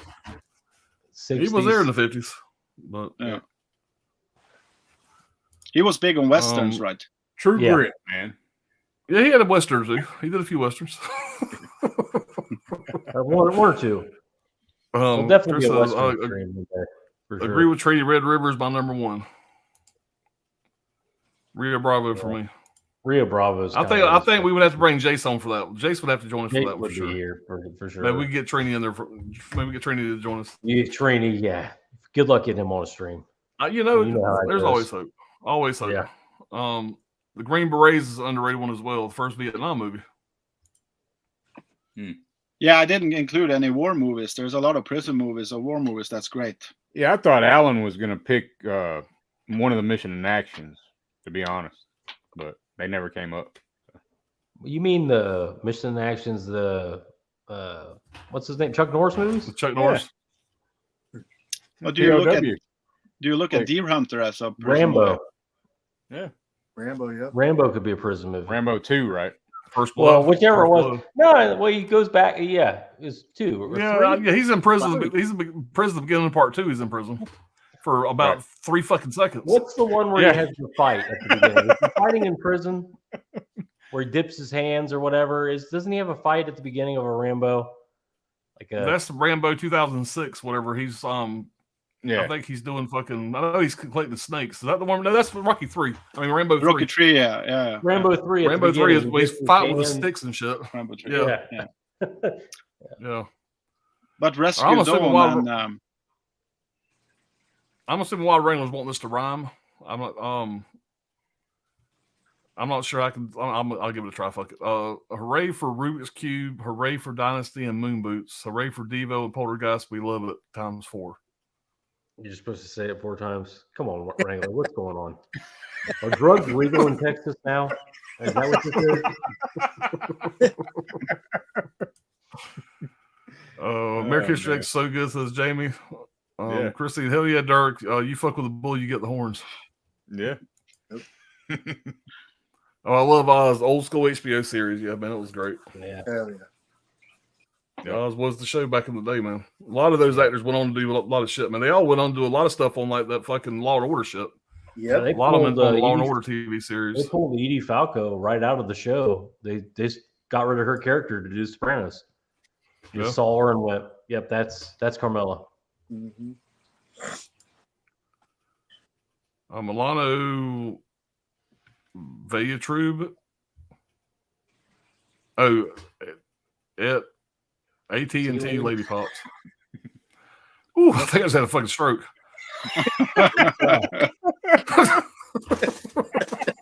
You hit the pipe. I felt my IQ drop like 5 points reading that. Yeah. All right, I was going to ask if anyone picked Con Air. Yeah, man, yeah. It almost made the top 5. It was a recommend. Yeah. That's another one, Anthony, that I thought of Face Off. Yeah. Yeah. Yeah. Yeah. I think Got it the was scene. qualified. It's one scene. Mm-hmm. Felon, you want to fuck her? Yeah, man. Watch Felon if you ain't seen Felon, man. It was a good time. I'm telling you, watch Shot Caller, man. I gotta watch that Yeah. one. Sure. That's high on my list. I mean, OG too. It's of those. It's similar. I mean, it's not as good as Shot Caller, but OG's a really grounded prison movie. I thought, and I like I love the stuff with him. Like people start to even like make comments about him getting out, and he's like, "All right, now, like let's stop making jokes about what's going to happen." Like he's really leery about getting 25 years in prison.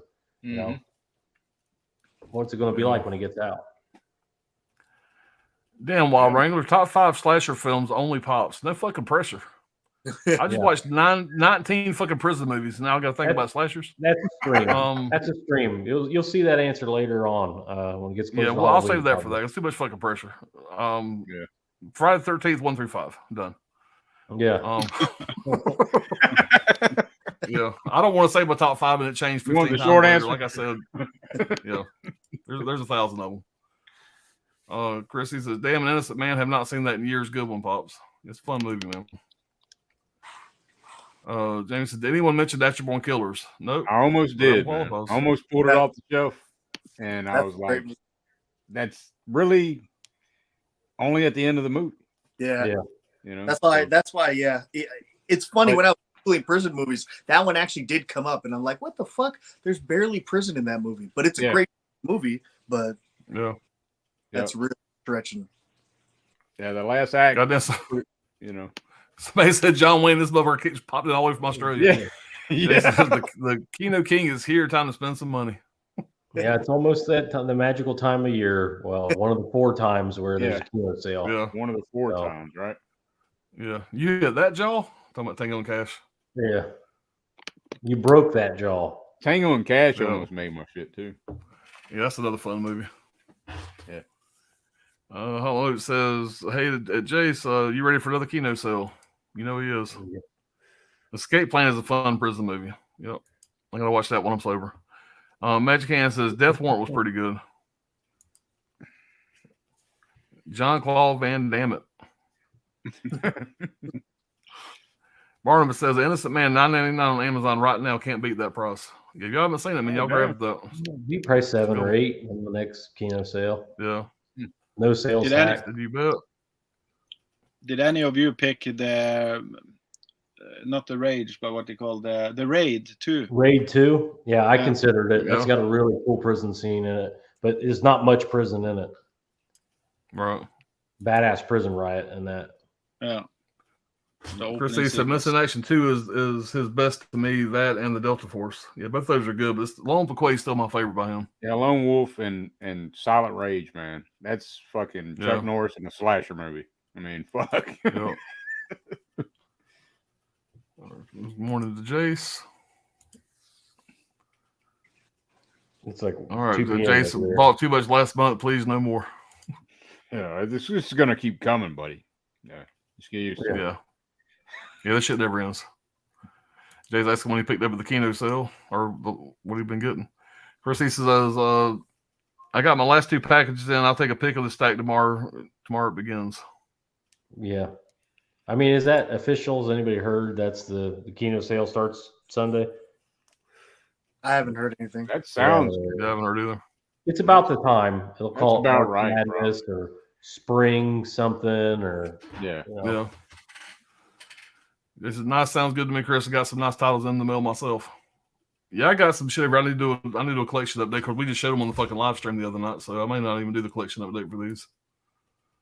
While Raymond says, you all are good sports. Like these streams, 10 of 11 stars. Oh, there you go, man. Nice. Can't get the full 11 stars. What the fuck, man? We got 10 out of 11 stars. Turn it up to 11 here. James says, someone says sale. I listen. When is the Kino sale? Yeah. Man. We're all going to be Googling that in just a minute. We're a bunch of fucking drug addicts. Yeah. Somebody take crack? Somebody take crack? Somebody have drugs? Where are they? I need a fucking bump. Like slashers, Friday, Halloween, or Nightmare. I'll get back to you, Wild Rain. Like I said, we're going to be doing that here soon. So stay tuned. Jay says, what you guys think about the UFC results tonight? Dude, I hadn't even fucking heard. I don't want to hear spoilers. People recorded it. Yeah, I got recorded. So now we'll get it in the chat. Now I know what Gizmo is really doing. No one watched it yet, Jason. Jason's fucking Australia. He's talking about the next one next week. He's like a week ahead of us, ain't he? Yeah. Or something like that. Yeah. It's the future where he is. Yeah. I watched it. I'm trying to get the lottery numbers from him. Chris says, I figured Jones would win, but the woman champ lost. Oh, well, there's spoiler alert. God damn it, people.